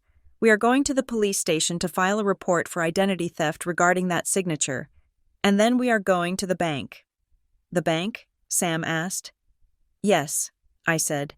"We are going to pull every single financial record we have, because if they forged a signature on a residency form, I guarantee you they have tried to access our money. And I am going to find every single fingerprint they left behind." The sadness was gone. The shock was gone. All that was left was a cold, hard determination. They wanted a fight. They wanted to drag me through the mud. Fine. I brought my own mud, and unlike them, I had the receipts. The interrogation took place at the kitchen island. It was not a conversation between a husband and a wife. It was a deposition, and I was the relentless prosecutor. "Show me," I said. My hand was open, waiting for his phone. Sam hesitated. His eyes were red. The capillaries burst from stress and lack of sleep. He looked like a man who had aged 10 years in 24 hours. "Bella, I told you. I barely remember it. It was weeks ago." "Find it," I commanded. "If you signed something digital, there is a paper trail. There is an email. There is a confirmation. Find it. Sam, now." He unlocked his phone with trembling fingers. I watched him scroll. I watched him type Elaine into the search bar of his email app. I saw the list of results populate dozens of emails, mostly guilt-tripping chain letters or links to articles about family values she liked to forward. "There," he pointed to a subject line dated December 12th. "Urgent Lena. Emergency contact/medical release." I felt a spike of adrenaline. "Open it." He tapped the screen. The body of the email was short, written in Elaine's breathless, frantic style. "Sam, honey, so sorry to bother you at work. Lena is applying for that volunteer program at the hospital, and because of her history, they need a secondary emergency contact who is a homeowner and a male relative. I do not have anyone else. Can you please just e-sign this verification form so she does not miss the deadline? It is due at 5 p.m. today. Love you, Mom." Below the text was a large blue button review and sign document. "It says medical release," Sam said, his voice cracking. "As it says it right there. I thought I was helping Lena get a volunteer job. I thought I was being a good brother-in-law." "Click the link," I said. "It will just show that it is completed," Sam said. "Click it." He tapped the button. The browser opened, loading the secure signing platform. It took a moment, the little wheel spinning, mocking us. Then, the document loaded. It was not a medical release. It was the residency consent and liability waiver, the exact document attached to the lawsuit. And there, at the bottom, was Sam's digital signature, stamped with a time and date December 12th, 4:47 in the afternoon. Sam dropped the phone on the counter as if it had burned him. "That is not what I signed," he shouted, backing away. "Bella, I swear, when I opened it on my phone, it was a generic form. It asked for my name, address, and relationship to the applicant. It didn't say anything about residency." "You didn't read the whole thing," I said, my voice deadly quiet. "Did you? You were busy, you were stressed, you saw emergency contact, and you just scrolled to the bottom and tapped the box." "I might have," Sam whispered, burying his face in his hands. "I was on a double shift. I had 5 audits on my desk. I just wanted to get it done." I looked at him, and I didn't see my husband. I saw a liability. I saw a security breach in the shape of a man. You just handed them the keys to our life, I said. You didn't just sign a paper. Sam, you validated their entire legal argument. You gave them the oral agreement they are claiming in court. You made their lie into the truth. It is fraud, Sam yelled, slamming his hand on the counter. They switched it. They must have switched it. We have to prove that, I said. And right now, all the court sees is your IP address and your verified signature on a document that says they can live here forever. I grabbed his phone. I am forwarding this to Marissa. I sent the email chain to my lawyer. Then I called her. Marissa, I said, putting the phone on speaker. I just sent you the original email Sam received. The subject line is medical release, but the link goes to the residency form. I see it, Marissa said. Her typing was furious in the background. Okay, this is good. This is actually very good. This is bait and switch. Can we prove it? I asked. I am going to pull the audit trail. Marissa said, every legitimate e-signature platform generates a certificate of completion. It tracks the IP address of the sender, the signer, and every time the document was viewed or modified, give me 5 minutes. Do not hang up. We stood there in the kitchen, the silence stretching between us like a loaded rubber band. Sam tried to reach for my hand, but I stepped back. I couldn't touch him. I couldn't comfort him. He was the reason we were bleeding, and I needed a tourniquet, not a hug. Sam, I said, while we waited, if this goes sideways, if we cannot prove this was a trick, we lose the house. You understand that, right? The judge will see that signature and grant them tenancy, and I will not live in a house with them. I will sell it. I will sell it at a loss if I have to. I will fix it, Sam wept. I will testify. I will go to jail for perjury if I have to. I will do whatever it takes.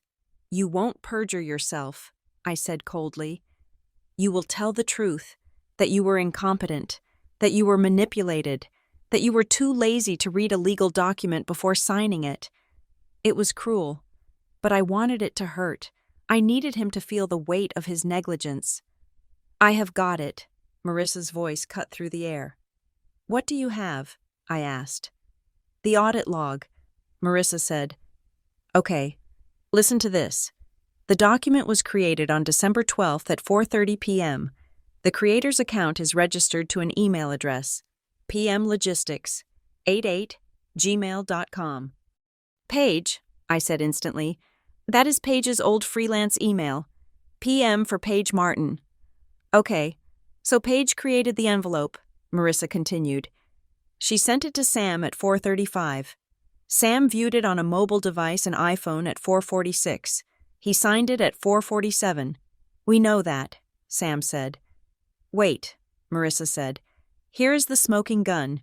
At 4:55, 8 minutes after Sam signed, the document was modified by sender. The underlying PDF was swapped out. The platform allows for corrections before the final seal is applied if the settings are not locked. They kept the signature block but replaced the background document.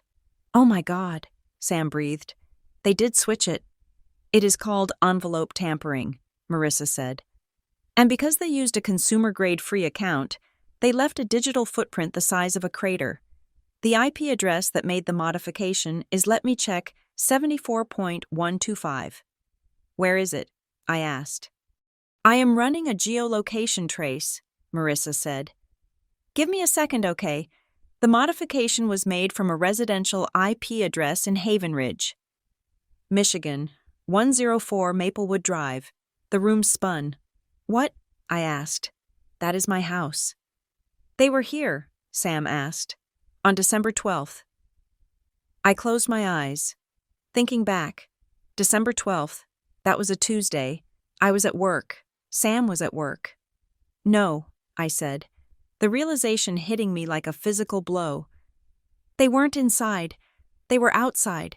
The Wi-Fi reaches the driveway, Sam whispered. Paige asked for the password on Christmas, but did she have it before? When she visited in November, I said. When we were doing the walkthrough, she asked for the Wi-Fi to check the signal strength for me. I gave it to her. So, Marissa said, her voice sharp with triumph. Here is the timeline. Paige drove to your house on December 12th.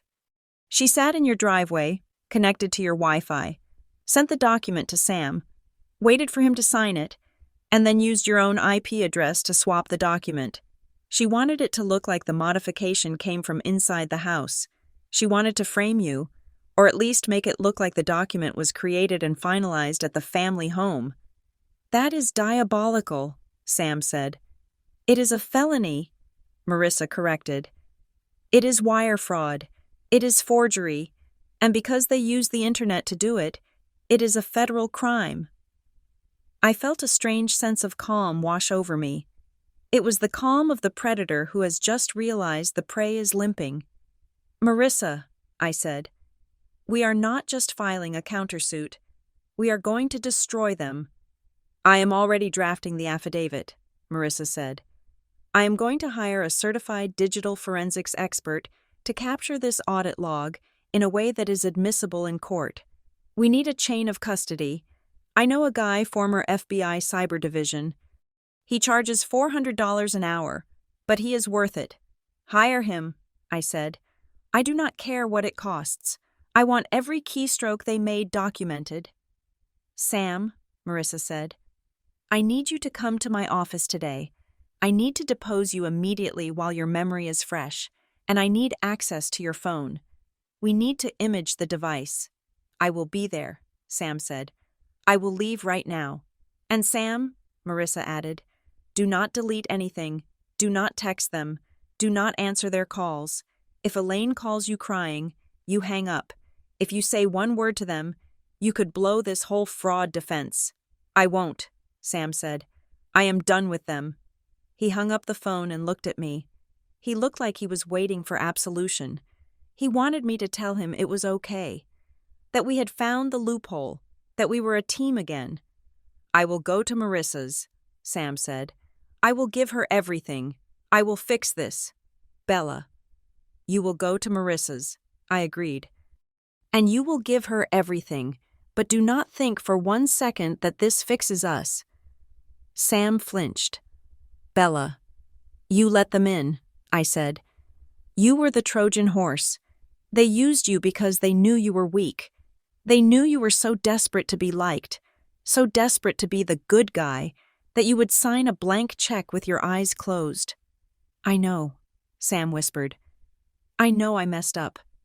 I need you to do exactly what Marissa says, I told him. You are going to be the star witness. You are going to stand up in court and admit that you were a fool. You are going to humiliate yourself to save this house. I will, Sam said. I promise. And one more thing, I said, leaning in close. From this moment on, you do not make a single decision about our finances, our legal standing, or our home without my explicit written approval. You have lost your veto power. Sam, you are on probation. I understand, he said. He looked defeated, but there was a flicker of relief in his eyes. He didn't want the power anymore. He wanted to be told what to do. Go, I said. Sam grabbed his keys and left. I watched his car back out of the driveway, the same driveway where Paige had sat in her car. Using my Wi-Fi to steal my future, I walked to the window where the router sat on the sill. I looked at the little blinking green lights. They had used my own infrastructure against me. They had used my husband against me. I picked up the router and turned it over. I found the reset button. I held it down for 10 seconds until the lights went dark. Then I called the internet service provider. I need to change my IP address, I told the operator, and I need to change my service plan. I want the enterprise-grade security package, the one with the firewall that logs every single packet of data. That is quite expensive for a residential line, the operator noted. I am not a residence anymore, I said.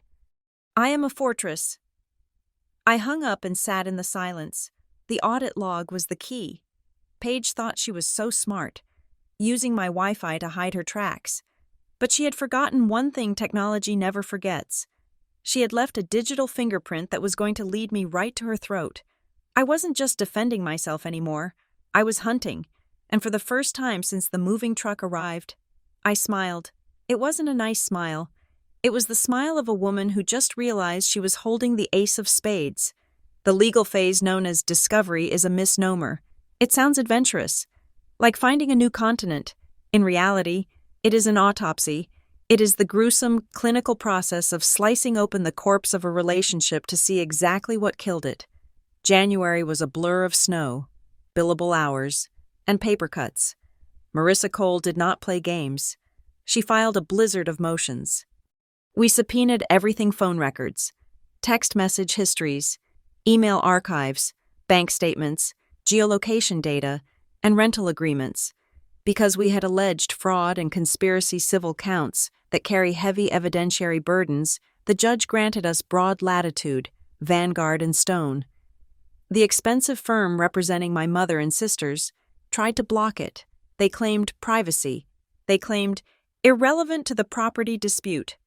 The judge, a no-nonsense woman named Judge Sterling, who looked like she ate frivolous objections for breakfast, overruled them. If your clients claim they had an oral contract to live there, Judge Sterling had said in the preliminary hearing, then their private communications regarding that contract are the only evidence that matters. Turn it over. And so, 3 weeks later, I sat in the conference room of Marissa's office. The table was covered in stacks of paper. On the screen at the head of the room, Marissa had projected the timeline we were building. Ready? Marissa asked. She held a flash drive. We got the carrier data dumps this morning, and we got the iCloud backups. Do it, I said. The first piece of evidence was the raw footage from my own security cameras, which we had enhanced and time-stamped. Look at this, Marissa said. Pointing a laser pointer at the screen, the video showed the rental truck pulling up to the side of my property. It was 5:45 in the evening on Christmas Day. The party did not start until 6:15. They didn't park on the street, I noted. They pulled into the utility easement behind the fence. Exactly, Marissa said. And watch a lane. On the screen, my mother stepped out of the passenger side. She didn't walk to the front door. She walked directly to the side gate, the wooden one that leads to the backyard. She reached over, jiggled the latch in a very specific way, lift, pull, then slide and opened it. That latch sticks, I whispered. You have to know the trick to open it. I only showed Sam how to do it in November. And look who is with her, Marissa said. It was Paige. Paige walked through the gate, counted off paces, and then gave a thumbs up to the truck driver. They were measuring the clearance, I realized. They were checking if they could back the truck all the way to the patio doors to unload the heavy furniture without being seen from the street. This proves prior knowledge, Marissa said, typing into her laptop, and it proves they scouted the entry points. Guests do not check the freight access. Bella, invaders do. But the video was just the appetizer. The main course was the digital communication. Marissa opened a folder labeled Exhibit D Group Text. The girls. We recovered a deleted group chat, Marissa said. It includes Elaine, Brooke, Paige, and Lena. It was created on November 28th. Do you know what the name of the group chat is? I shook my head. Marissa clicked the file. The name appeared on the screen in bold letters. Move-in week. I felt the air leave my lungs. Move-in week. Not Christmas visit. Not family dinner. Read the first message, Marissa said softly. It was from Brooke, dated November 29th. Brooke. Just check the Zillow listing again to see the floor plan. The master bedroom is massive. The lighting is perfect. I can set up my entire studio in the corner. I'm going to film my new house tour video the second we get inside. I already have 2 sponsors lined up who want to send me furniture if I tag them in a luxury home setting. I stared at the text. She wanted the house for content, I said, my voice shaking. She wasn't homeless. She wanted a better backdrop for her videos. Keep reading, Marissa said. Paige, do not film anything until we have legal possession. We can use it to file for a protective order. If we can prove she is unstable or violent, we can petition the court to let us stay in the home for safety while the dispute is settled. Possession is 9/10 of the law. I stood up. I couldn't sit anymore. I walked to the window and looked out at the city skyline. They were going to gaslight me, I said. They wanted me to scream. They wanted me to look crazy. That is why Paige was so calm. That is why she sat on the stairs eating an apple while I called the police. She was waiting for me to hit her. Exactly, Marissa said. They were manufacturing a domestic violence case to secure a residency claim. It is called abuse of process, and judges hate it more than anything. They plan to destroy my reputation, I said. Just to steal a house. Not just the house, Marissa said. Look at the deed correction timeline. She pulled up a new graphic. It was a timeline that looked like a battle plan. December 12th, Paige uses the medical release ruse to harvest Sam's signature. December 14th, Paige accesses the county clerk's portal using a burner email, but logs in from a coffee shop 3 blocks from her apartment. We subpoenaed the IP data from the coffee shop's Wi-Fi. December 20th. Elaine rents the truck. She pays for the extra insurance, the kind that covers civil unrest. December 24th. The deed. Correction is uploaded to the county server. December 25th. The invasion. It is a heist, I said. It is a sophisticated, multi-stage heist. It is RICO, Marissa said, half joking. Racketeer-influenced and corrupt organizations. Okay, maybe not technically, but the level of coordination removes any defense of misunderstanding. This proves intent to defraud. What about Sam? I asked. I had to know. Is there anything that shows he was in on it? Marissa hesitated. She clicked on a separate folder. Sam Walker. Text history. We found this, she said. It is a text from Elaine to Sam, sent on the morning of Christmas Eve. Elaine, Sam. I know Bella is difficult. She is controlling. She doesn't understand family duty like you do. Sometimes, a man has to make the hard decisions for his wife. You need to be the head of the household. When we get there, just stand firm. She will thank you later when she realizes how nice it is to have family around. Be a man. Sam. Decide for her. I looked at the text. It was the final piece of the puzzle. Elaine hadn't just tricked Sam. She had preyed on his deepest insecurity.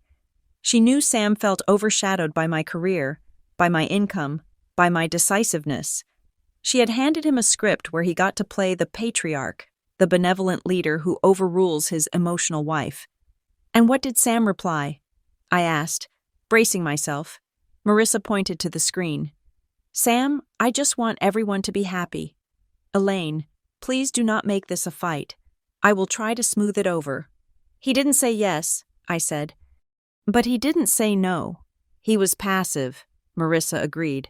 But legally, that text from Elaine proves she was actively coaching him to override your ownership rights. It proves she knew you would object and was conspiring to bypass your consent. I sat back down. The weight of the betrayal was crushing, but the clarity was exhilarating. For weeks, I had wondered if I was the bad guy. I had wondered if I was too harsh, too unfeeling. I had let their narrative of the greedy daughter seep into my pores, but the data didn't lie. Brooke didn't want a home. She wanted a studio. Lena didn't want safety. She wanted an address for fraud. Paige didn't want family. She wanted a lawsuit she could win. And Elaine didn't want to be a mother. She wanted to be a conqueror. What do we do with this? I asked Marissa. Marissa smiled. It was the smile of a shark who just smelled blood in the water. We do not just win the dismissal, she said. We amend our countersuit. We add counts for civil conspiracy, wire fraud, and abuse of process. And we send a Rule 11 letter to Vanguard and Stone. What is Rule 11? It is a warning to the other lawyers, Marissa explained. It basically says, your case is so frivolous and based on such obvious lies that if you do not withdraw it immediately, we will sanction you personally for bringing it to court. Lawyers hate Rule 11 letters. It threatens their license. Send it, I said. And, Marissa added, We are going to leak the group chat. Leak it. Not to the press, Marissa said. To the discovery pool. We are going to formally file these texts as evidence in the public docket, which means anyone who looks up the case file, including the local reporters who covered Elaine's sob story, will see them.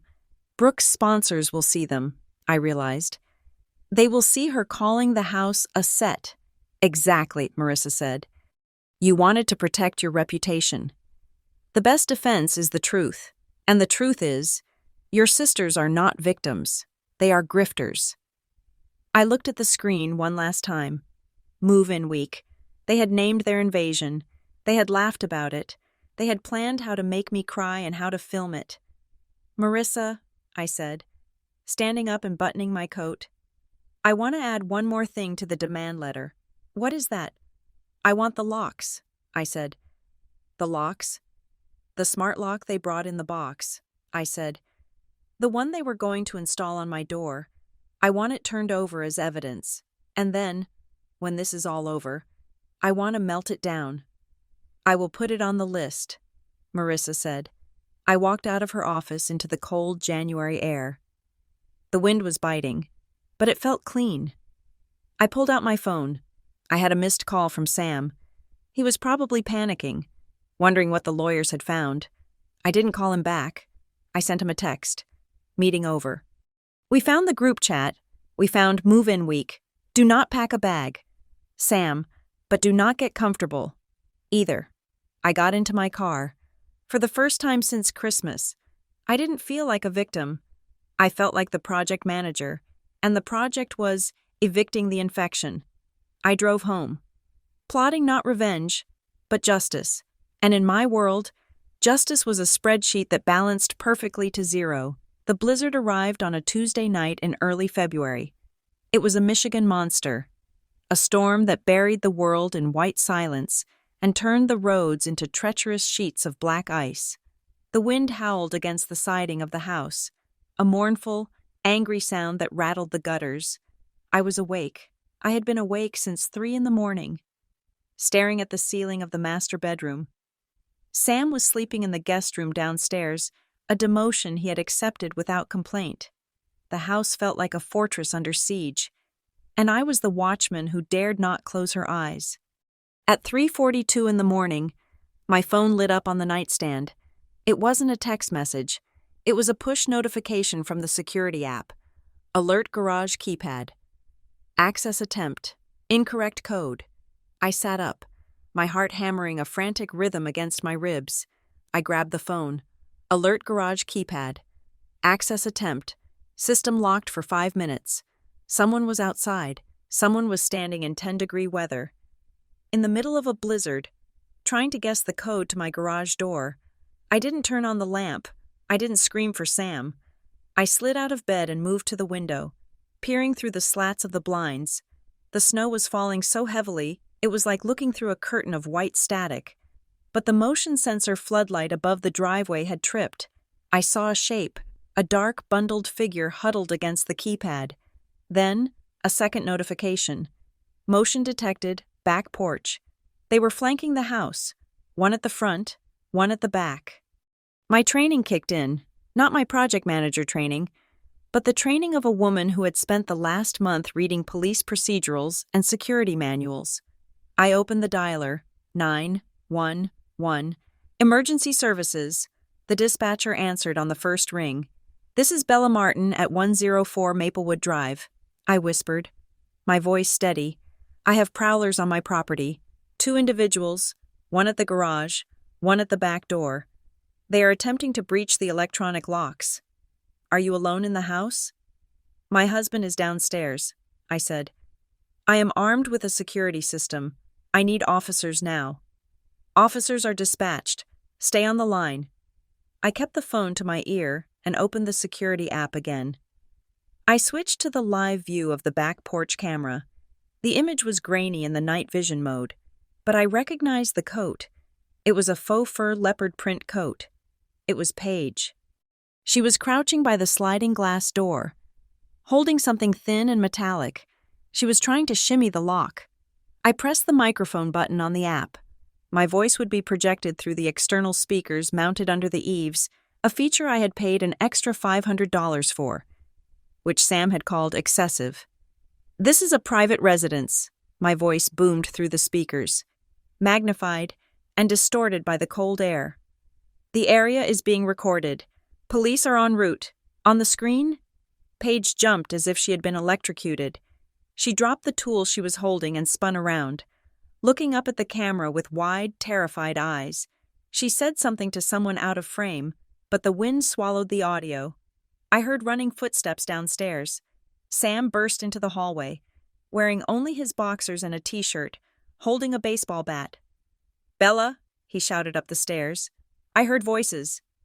"Stay inside," I yelled down. "Do not open the door. Sam, it is them."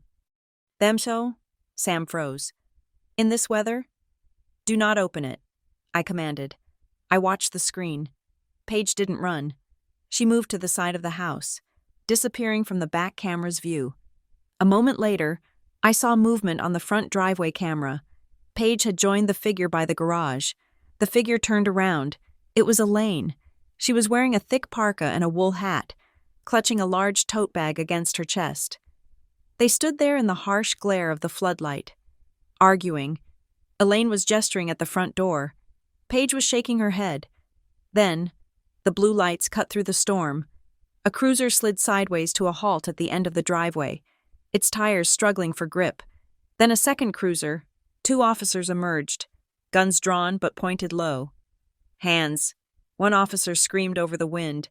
"Let me see your hands." I watched on the screen as my mother and sister raised their gloved hands in the air.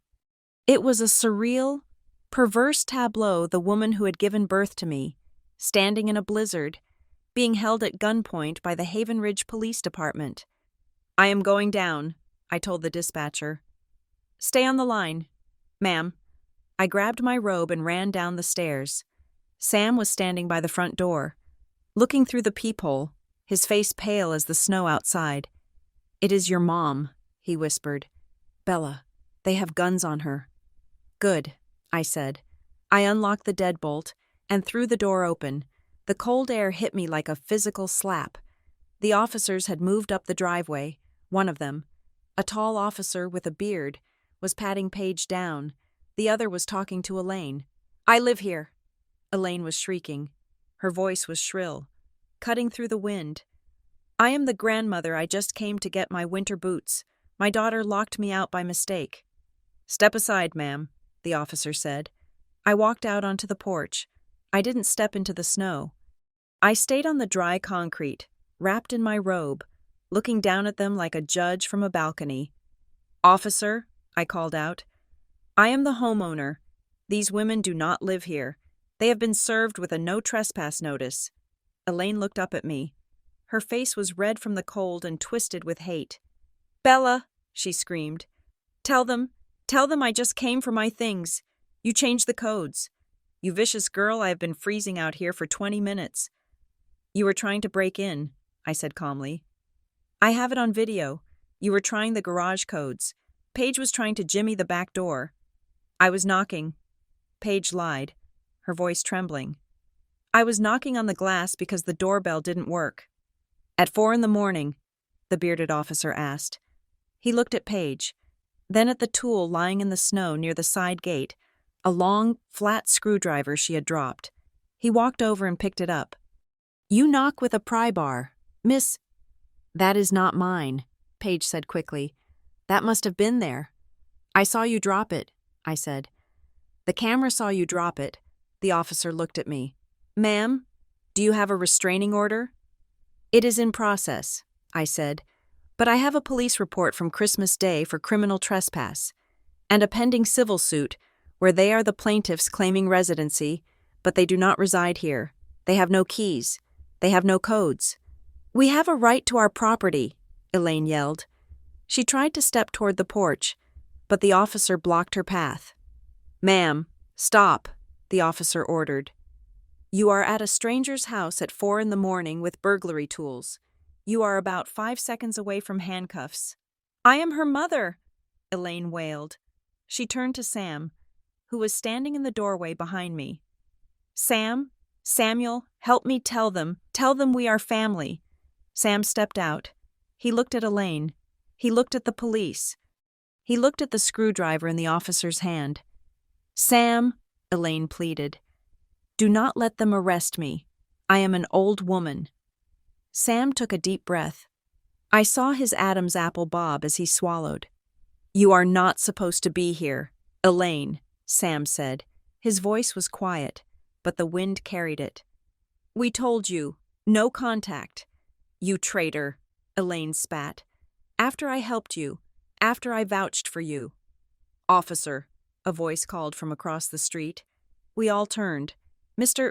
Vance, my neighbor directly across the street, was standing on his porch. Mr. Vance was 70 years old, a retired state trooper who spent his days clearing snow and his nights listening to a police scanner. He was wearing a heavy coat over his pajamas and holding a mug of coffee. I saw the whole thing. Mr. Vance shouted. They have been circling the block for an hour, parked a black SUV down on Cedar Street, and walked up through the yards. They were testing the windows on the side before they went to the garage. That was not a visit. That was a casing. Thank you, sir. The officer nodded to Mr. Vance. He turned back to Elaine. Ma'am, that is witness testimony plus video evidence. You are under arrest for attempted burglary and criminal trespass. Burglary, Elaine gasped. I wasn't going to steal anything. I was moving in. That is for the judge to decide, the officer said. He pulled out his handcuffs. Wait, the second officer said. He was the one wearing the body camera. He had been standing close to Elaine and Paige while the first officer talked to me. He touched his earpiece, then looked at his partner. Hold on. I want to review the audio buffer. I heard something. He tapped the device on his chest. In modern body cameras, there is a feature that captures the 30 seconds of video and audio before the record button is pressed, or allows for instant playback. The officer adjusted the volume on his tactical vest. A tinny digital voice played back into the snowy night.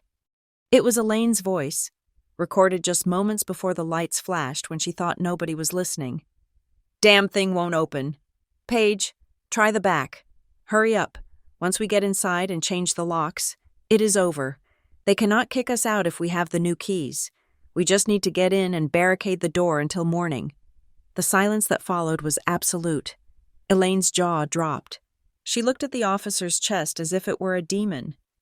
Change the locks, the officer repeated. He looked at the tote bag Elaine was clutching. Ma'am, put the bag on the hood of the car. Now. It is just personal items, Elaine stammered, clutching the bag tighter. Now, the officer barked. Elaine dropped the bag on the snowy hood of the patrol car. The officer unzipped it. He pulled out a heavy yellow box, a DeWalt power drill, then a smaller box, a quick-set deadbolt installation kit, and finally, a notarized document. The officer shone his flashlight on the paper. It is a lease, the officer read. A residential lease agreement, dated today, listing Elaine Martin as the landlord and Paige Martin as the tenant. I felt the blood drain from my face. They were going to stage a tenancy, I said, realizing the depth of the plot. They were going to break in, change the locks, and then produce a fake lease to the police to claim it was a civil dispute. They wanted to force you to let them stay. That is exactly what they were doing, the officer said grimly. This is not a family dispute, ma'am. This is a home invasion with intent to commit fraud. He grabbed Elaine's wrist. Elaine Martin, you are under arrest. No, Elaine screamed as the cuffs clicked. I own this house. My son-in-law gave it to me. Sam, tell them. Sam didn't move. He stood next to me, shivering in the cold. He looked at his mother-in-law, the woman who had manipulated him, lied to him, and tried to frame him. I didn't give you anything, Elaine, Sam said. And I am not your son-in-law anymore. I am a witness for the prosecution. They handcuffed Paige next. She didn't scream. She just glared at me with cold, reptilian eyes. You will pay for this, Paige hissed, as they shoved her into the back of the cruiser. You will be the loneliest bitch in Michigan. Maybe, I said. but I will be warm.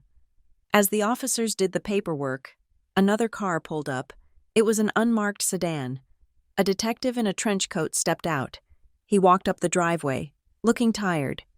"Mrs. Martin?" he asked me. "Yes." "Detective Reynolds," he said. "I caught the call on the radio. I have been looking into the identity theft report you filed regarding your husband's signature, but something else came up yesterday." "What?" I asked. "We got a call from a locksmith in downtown Haven Ridge." Reynolds said, "A woman came in 2 days ago. She claimed to be Bella Martin. She had a deed printed out from the internet and a photocopy of a driver's license that looked like yours, but the photo was off." "Lena," I whispered. "She is the only one who looks enough like me to pass." "She wanted a master key system made for this address," Reynolds said. "The locksmith got suspicious because the ID looked laminated at home. He declined the service and flagged the ID number. It matched the alert we put out on your file." "So all 3 of them," I said. "All 3 of them were working on this." "It looks that way," Reynolds said. "This moves it out of civil court. Mrs. Martin, this is conspiracy, identity theft, attempted burglary, possession of criminal tools. We are going to book them tonight, and I'm going to recommend no bail until the arraignment." I nodded. I felt numb. The police cars eventually drove away.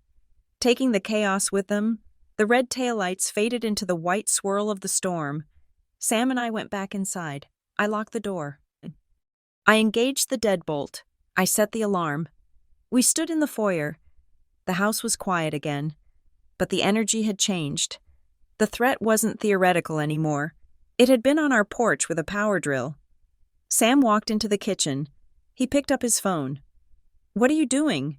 I asked. "Ending it," Sam said. He typed a message. He didn't hesitate. He didn't ask me for advice. He typed it with a thumb that pressed the screen so hard I thought the glass would crack.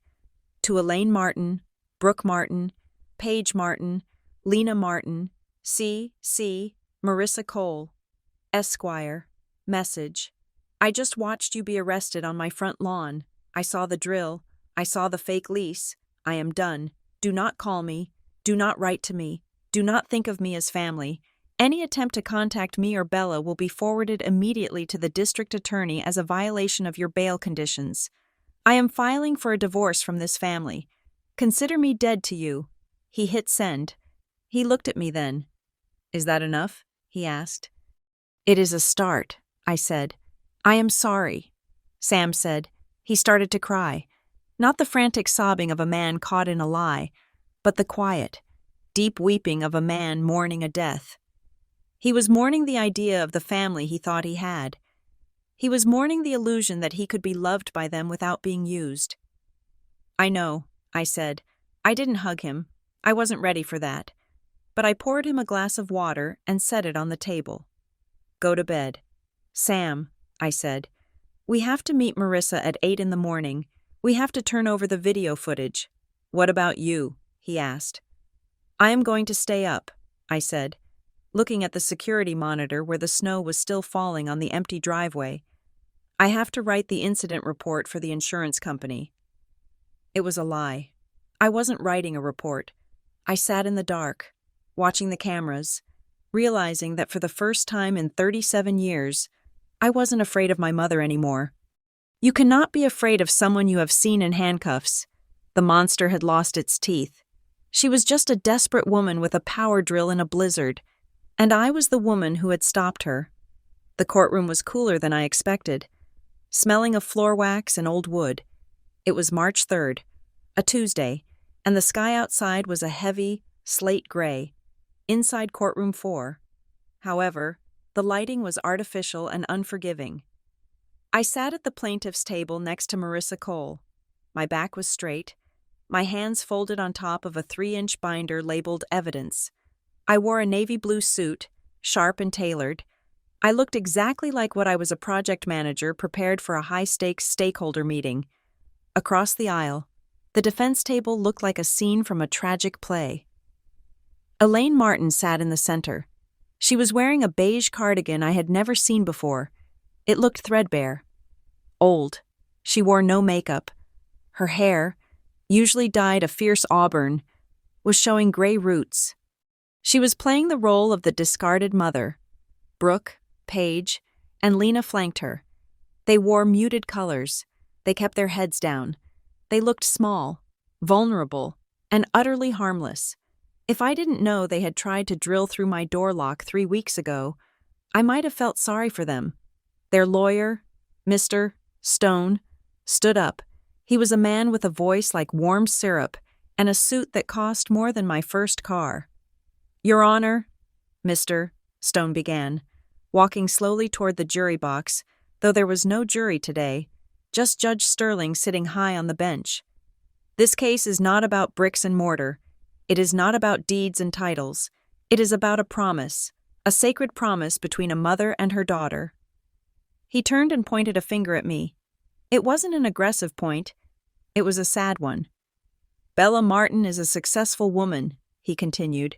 "She has done well for herself, but somewhere along the way, she was blinded by her bank account. She forgot the oral agreement she made with her family. She forgot that this house, this mansion in Haven Ridge, was purchased with the understanding that it would shelter the very people who raised her. Her husband, Samuel Walker, agreed to this.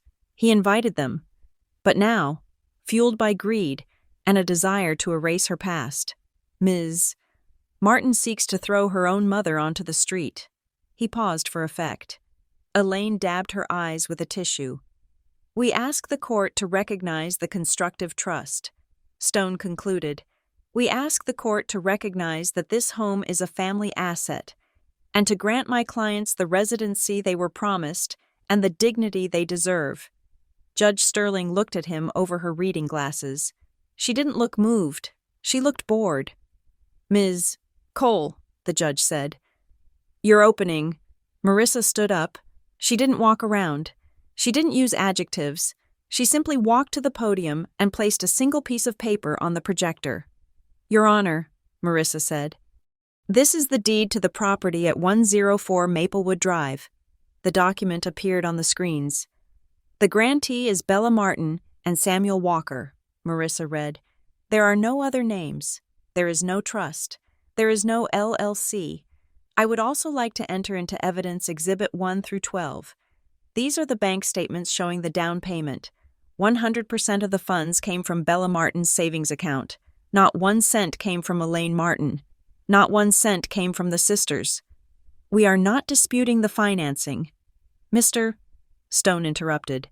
"We are disputing the intent." "Intent is proven by action," Marissa said, "and the actions of the defendants were not those of family members. They were the actions of hostile invaders." Marissa clicked a button. The screen changed. It was the photo of the rental truck invoice. "December 20th, Marissa said. 5 days before the alleged invitation on Christmas night, Elaine Martin rented a 26-foot moving truck. She paid for a one-way trip. She did not pack an overnight bag. Your Honor, she packed her entire house. This suggests premeditation, not a spontaneous acceptance of hospitality." Mr. Stone stood up. "Objection. My client was optimistic. She believed the invitation was valid." "Overruled," Judge Sterling said. "Continue, Ms. Cole." Marissa moved through the evidence with the ruthlessness of a surgeon. She showed the photo of the boxes blocking the hallway. She showed the text messages from the Move-In Week group chat. "Brooke Martin writes here," Marissa pointed to the highlighted text, "that she plans to use the house as a set for her videos. Lena Martin discusses using the address for insurance fraud. There is no mention of family love in these texts. Your Honor, there is only a discussion of square footage and lighting. This is cherry-picking." Brooke burst out from the defense table. "We were just excited." "Silence," Judge Sterling snapped. "One more outburst and I will have you removed." Marissa turned to me. "I call Bella Martin to the stand." I walked to the witness box. I swore to tell the truth. I sat down and looked directly at Elaine. She wouldn't meet my eyes. "Ms. Martin," Marissa asked, "did you ever, at any point, verbally agree to let your mother or sisters live with you?" "No," I said clearly. "I explicitly told them multiple times, that the guest room was for visits only, not to exceed 3 days. "And your husband?"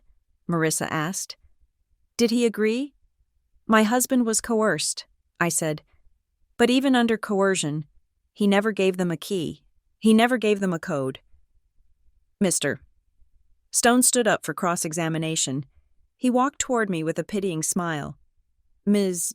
Martin," he said softly, "you love your mother, don't you?" "I respect the woman who gave birth to me," I said. "Love is a complicated word right now." "But she raised you," Stone pressed. "She supported you. Isn't it true that she often said your success was a result of her guidance, that your achievements were a family victory?"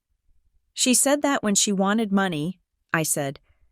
"But when she wasn't asking for money, she told a different story." I looked at Marissa.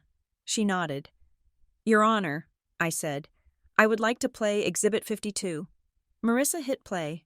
A video from Thanksgiving. 3 years ago. Appeared on the screen.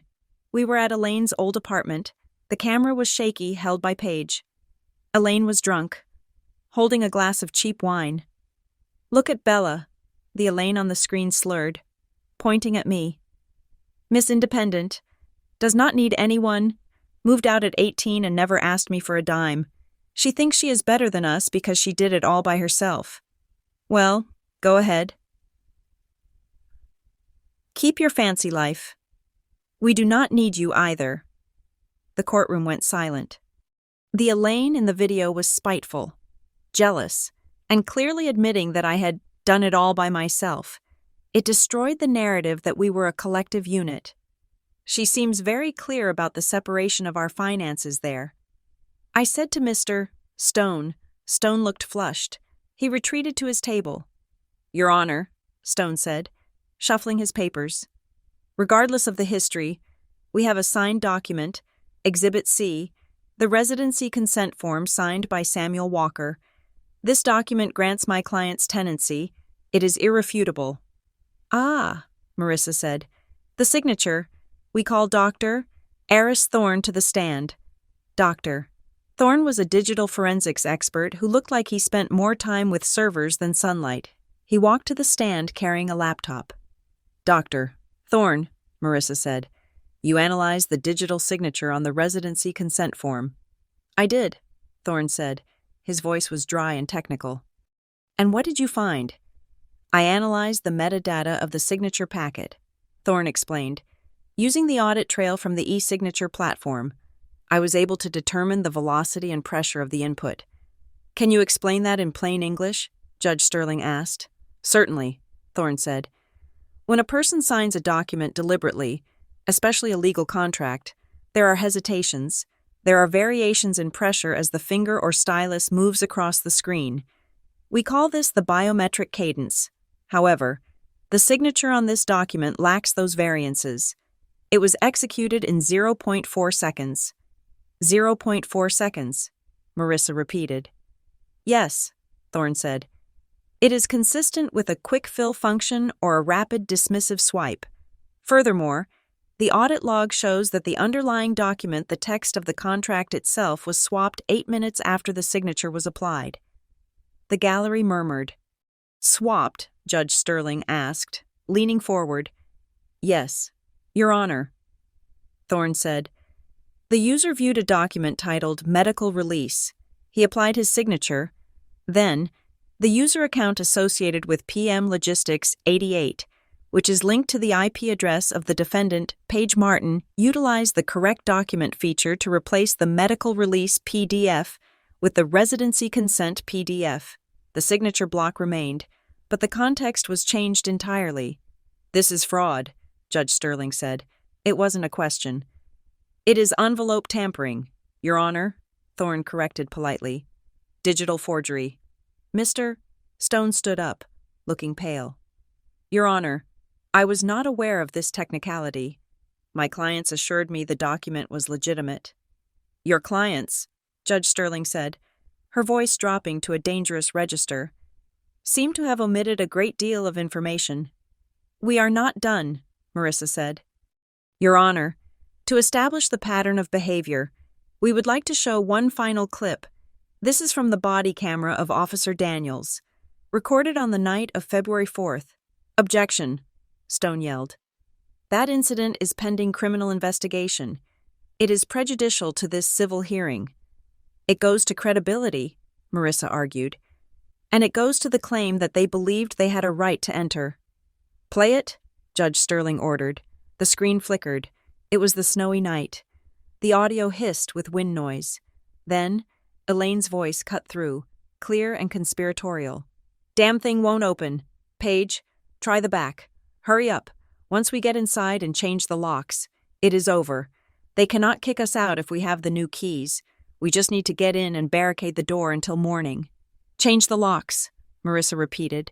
She paused the video on Elaine's face, illuminated by the flashlight, looking guilty and terrified. They were not seeking shelter, Marissa said. They were executing a hostile takeover. They intended to lock the owner out of her own home and use adverse possession laws to squat. That is not a family dispute, Your Honor. That is a crime. The silence in the courtroom was absolute. Elaine was staring at the table. Paige was biting her lips so hard it was white. Brooke looked like she was about to vomit. Judge Sterling took off her glasses. She looked at the defense table for a long, uncomfortable minute. Mr. Stone, the judge said, do you have any explanation for the envelope tampering on the digital signature? I would need to consult with my experts. Your Honor, Stone stammered. Do not bother, Judge Sterling said. The audit log is clear. The chain of custody is unbroken. She turned to her clerk. I want the full file on the deed correction attempt filed with the county clerk on December 24th, she ordered. And I want the records from the USPS regarding the mail forwarding request. She looked back at Elaine. Mrs. Martin, the judge said, in my 20 years on the bench, I have seen many family disputes. I have seen siblings fight over inheritances. I have seen divorces that turned into wars. But I have never seen a mother systematically attempt to defraud her daughter with this level of calculated malice. Elaine looked up. I just wanted to be with my family, she whispered. It was a weak, pathetic attempt at the old line. No, Judge Sterling said sharply. You wanted your daughter's assets. You forged a signature. You attempted to manipulate the property deed. You tried to break and enter, and you used the court system, my courtroom, to try and legitimize a theft. The judge picked up her gavel. I am dismissing the plaintiff's claim for residency with prejudice, she ruled. There is no contract. There is no trust. There is no right to reside. Thank you, Your Honor, Marissa said. I am not finished, Judge Sterling said. I am granting the defendant's counterclaim for permanent injunctive relief. I am issuing a permanent restraining order against Elaine Martin, Brooke Martin, Paige Martin, and Lena Martin. You are to stay 500 yards away from Bella Martin, Samuel Walker, their home, and their places of employment. Indefinitely, Elaine gasped. Indefinitely, but she is my daughter. You surrendered that title when you tried to frame her, Judge Sterling said. Furthermore, the judge continued, looking at the bailiff, I am referring the evidence regarding the digital signature fraud, the deed tampering, and the falsified lease agreement to the district attorney's office. This is no longer just a civil matter. There is probable cause here for multiple felonies. Your Honor, Stone shouted, my clients came here in good faith. Your clients came here with unclean hands, Judge Sterling said. And now they are going to leave with a criminal referral. She slammed the gavel down. The sound cracked through the room like a gunshot. Court is adjourned. The atmosphere in the room shifted instantly. It wasn't a legal proceeding anymore. It was a crime scene. 2 deputies moved toward the defense table, not to arrest them yet, but to ensure they didn't leave before the paperwork was served. I watched them. The mask had fallen completely. They weren't sad. They weren't modest. They were terrified. They were looking at each other, eyes darting back and forth, the alliance crumbling in real time. Brooke turned to Paige. You said the signature would hold up. You said you deleted the history. Shut up, Paige hissed. You are the one who texted about the set. It was Mom's idea, Lena cried, tears finally spilling over real tears this time. I just wanted to save on insurance. I didn't want to go to jail. Quiet, Elaine snapped, but her voice had no power. She looked at me across the aisle. I stood up. I gathered my binder. I smoothed my skirt. Elaine looked at me, searching for a crack, searching for the daughter who used to apologize for being successful. She didn't find her. I looked at her. Then I looked at the digital forensics expert. Then I looked at the judge. Goodbye, Elaine, I said. I didn't call her mom. I didn't say I was sorry. I turned my back on them and walked toward the exit, my heels clicking a steady, rhythmic beat on the floor. Marissa walked beside me. That went well, she said calmly. It did, I said. Send the bill to my office. The district attorney will be in touch, Marissa said. They are going to indict them. Bella, forgery is serious. They could do time. That is their project to manage, I said. Not mine. I pushed open the heavy wooden doors of the courtroom and stepped out into the hallway. Sam was waiting on the bench. He stood up when he saw me. He looked terrified. What happened? He asked. Did we win? We won, I said. They are done. Sam let out a long breath and slumped against the wall. Thank God. I looked at him. We had won the war, but the treaty between us was still unsigned. Let's go home, I said. We have to change the Wi-Fi password again. It was a small joke, but Sam didn't laugh. He just nodded. We walked to the elevator together, not holding hands, but walking in the same direction. It wasn't a happy ending. It was a verdict, and for now, that was enough. Judge Sterling did not look up when she delivered the final blow. She read from the decree with the monotone rhythm of a woman who had seen every variation of human greed and was no longer impressed by any of it. Regarding the plaintiff's claim of a constructive trust and oral contract for residency, the judge said, her voice amplified by the microphone, the court finds absolutely no credible evidence. The claim is dismissed with prejudice. This means you cannot bring this suit again. It is over. She turned a page. The sound was crisp in the silent room. Furthermore, regarding the defendant's counterclaim for civil trespass and defamation, Judge Sterling continued, the court finds in favor of Bella Martin. The evidence presented, specifically the text messages explicitly planning a hostile takeover and the falsified social media narrative, demonstrates malice. Judgment is entered against Elaine Martin, Brooke Martin, and Paige Martin, jointly and severally, in the amount of $45,000. Elaine gasped. It was a wet, choking sound. $45,000, I do not have that kind of money. Then you should not have caused that kind of damage, Judge Sterling said, looking down at her. This sum covers Ms. Martin's legal fees, the installation of the enterprise-grade security system she was forced to purchase, and the documented loss of income from the business contract canceled due to your defamation. But, Your Honor, Mr. Stone tried to interject, his voice lacking its usual syrup. My clients are indigent. Then their wages will be garnished, Judge Sterling said, and any future earnings will be intercepted until the debt is paid.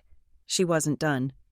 Regarding the request for injunctive relief, the judge said, the temporary restraining order is hereby converted to a permanent order of protection. Elaine Martin, Brooke Martin, Paige Martin, and Lena Martin are prohibited from coming within 500 yards of Bella Martin or Samuel Walker. You are prohibited from contacting them by phone, email, text, social media, or through third parties. If you see them in a public place, you must turn around and leave immediately. Violation of this order will result in immediate arrest. 500 yards, Brooke whispered, her face ashen. That is the whole town center. Then I suggest you shop in the next town over, Judge Sterling said. I sat there, feeling the tension drain out of my spine. It was a physical release, like a heavy coat sliding off my shoulders. I looked at Marissa. She made a small note on her legal pad. But the judge had one more piece of paper in her hand. It was a red folder. Finally, Judge Sterling said, her voice dropping to a register that made the hair on my arms stand up. This court has a duty to report crimes when they are revealed during civil proceedings. We have reviewed the audit logs provided by the forensic expert. We have reviewed the attempted deed correction filed on Christmas Eve, and we have reviewed the police report regarding the locksmith. She handed the red folder to the bailiff. I am transferring these files to the district attorney's fraud unit, she announced. I am recommending an immediate investigation into Elaine Martin and Paige Martin for wire fraud, forgery of a legal instrument, and identity theft. And I am recommending an investigation into Lena Martin for attempted impersonation. The room seemed to tilt. This was the nuclear option. This wasn't just losing a lawsuit. This was losing their freedom. Elaine stood up. Her legs were shaking so badly she had to grip the table. "Fraud!" she screamed. "I am a mother. I was just trying to keep my family together."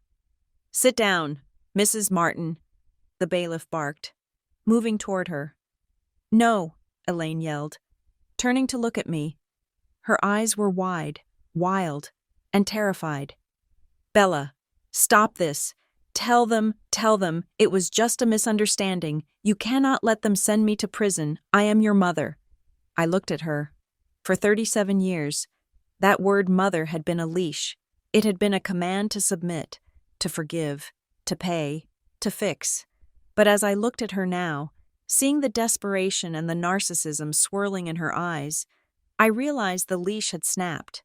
She wasn't looking at me with love. She was looking at me as a resource she had failed to extract.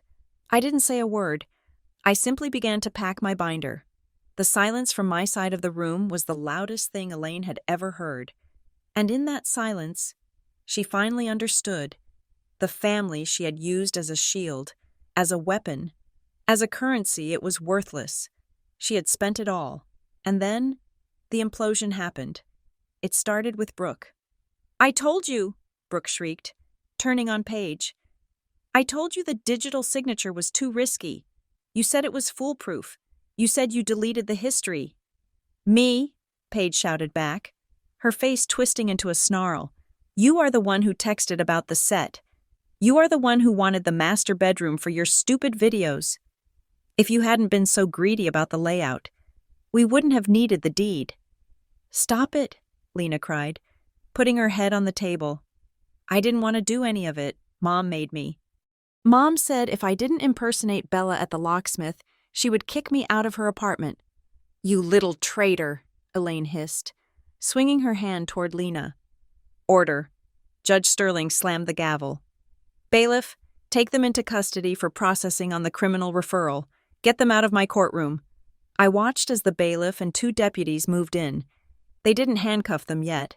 That would happen downstairs, but they corralled them.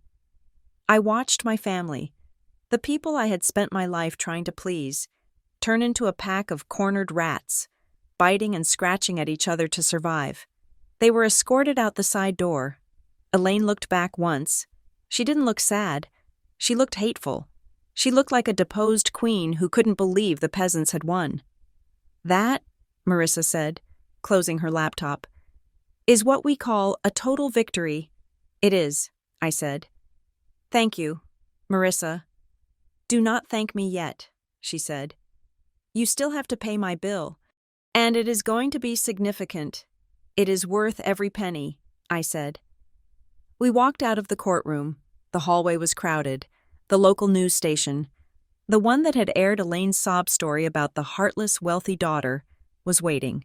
They had smelled blood when the criminal referral was announced. Sam was waiting for me by the doors. He looked different. He stood taller. He wasn't hiding behind me anymore. As we pushed through the double doors, the cameras flashed. A reporter shoved a microphone in my face. "Mrs. Martin," the reporter shouted, "is it true your mother is being investigated for fraud? Do you have any comment on the judge's ruling? Do you feel guilty about banning your family from your home?" I stopped. I looked at the camera lens. I thought about the moving truck. I thought about the drill. I thought about the look on Sam's face when he realized he had been tricked. I opened my mouth to speak, but Sam stepped in front of me. He didn't shove the reporter. He just occupied the space. He put a hand on the microphone and gently lowered it. "My wife has no comment," Sam said. His voice was deep, steady, and loud enough to carry to the back of the crowd. But I do. The cameras turned to him. For a long time, Sam said, looking directly into the lens. I thought being a good man meant saying yes to everyone. I thought family meant no boundaries. I was wrong.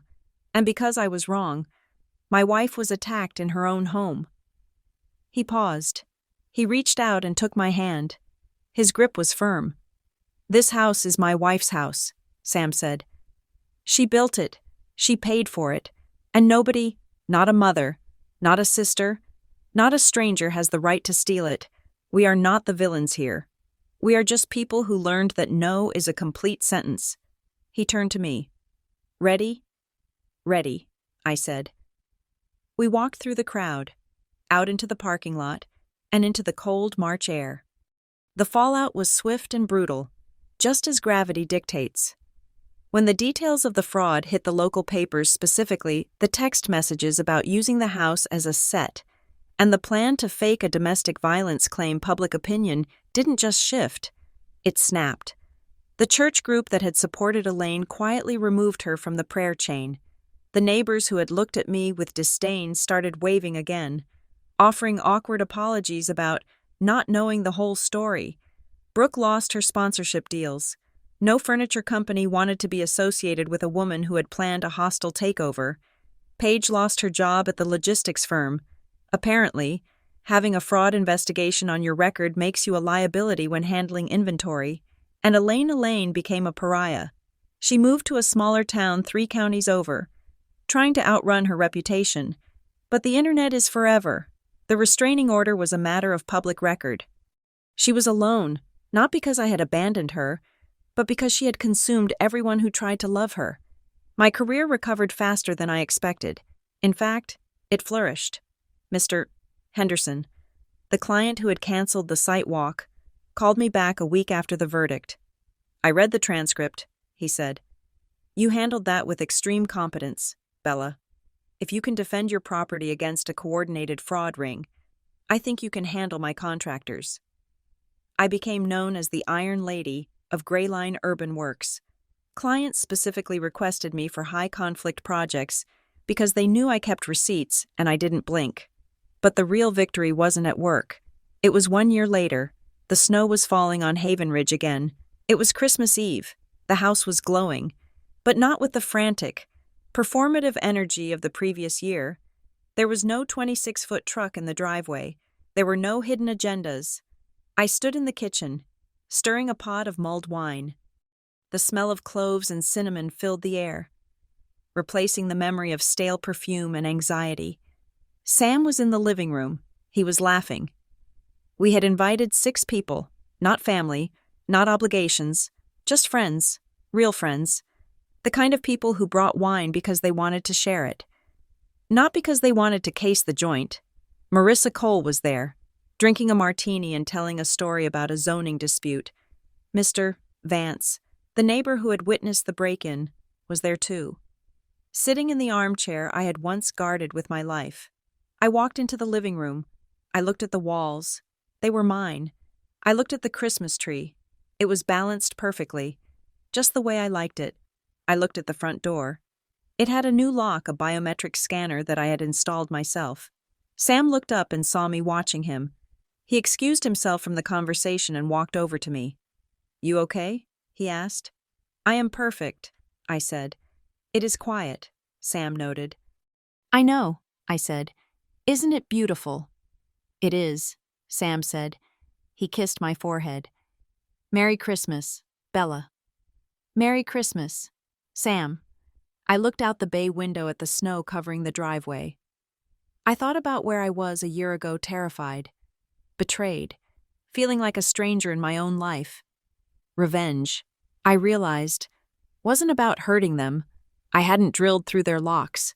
I hadn't stolen their identities. I hadn't lied. Revenge was simply enforcing the consequences of their own actions. Revenge was standing in my warm, quiet house, surrounded by people who respected me, holding a glass of wine that I had paid for, and knowing that the people who wanted to destroy me were 500 yards away, freezing in the cold of their own making. I took a sip of wine. It tasted like victory. I turned back to the room, to the laughter, to the warmth. I had fought for this peace. I had gone to war for this silence. And as the snow fell on Haven Ridge, burying the tracks of the past, I knew one thing for certain. This was my house, this was my life, and I was finally, truly, the owner. Thank you so much for listening to this story of justice and boundaries. I would love to know where you are tuning in from. Please drop your country or city in the comments below, so we can see how far this story has traveled. If you enjoyed seeing Bella reclaim her life, please subscribe to Juliet Revenge Stories, hit that like button, and smash the hype button to help this video reach more people who need to hear that it is okay to say no.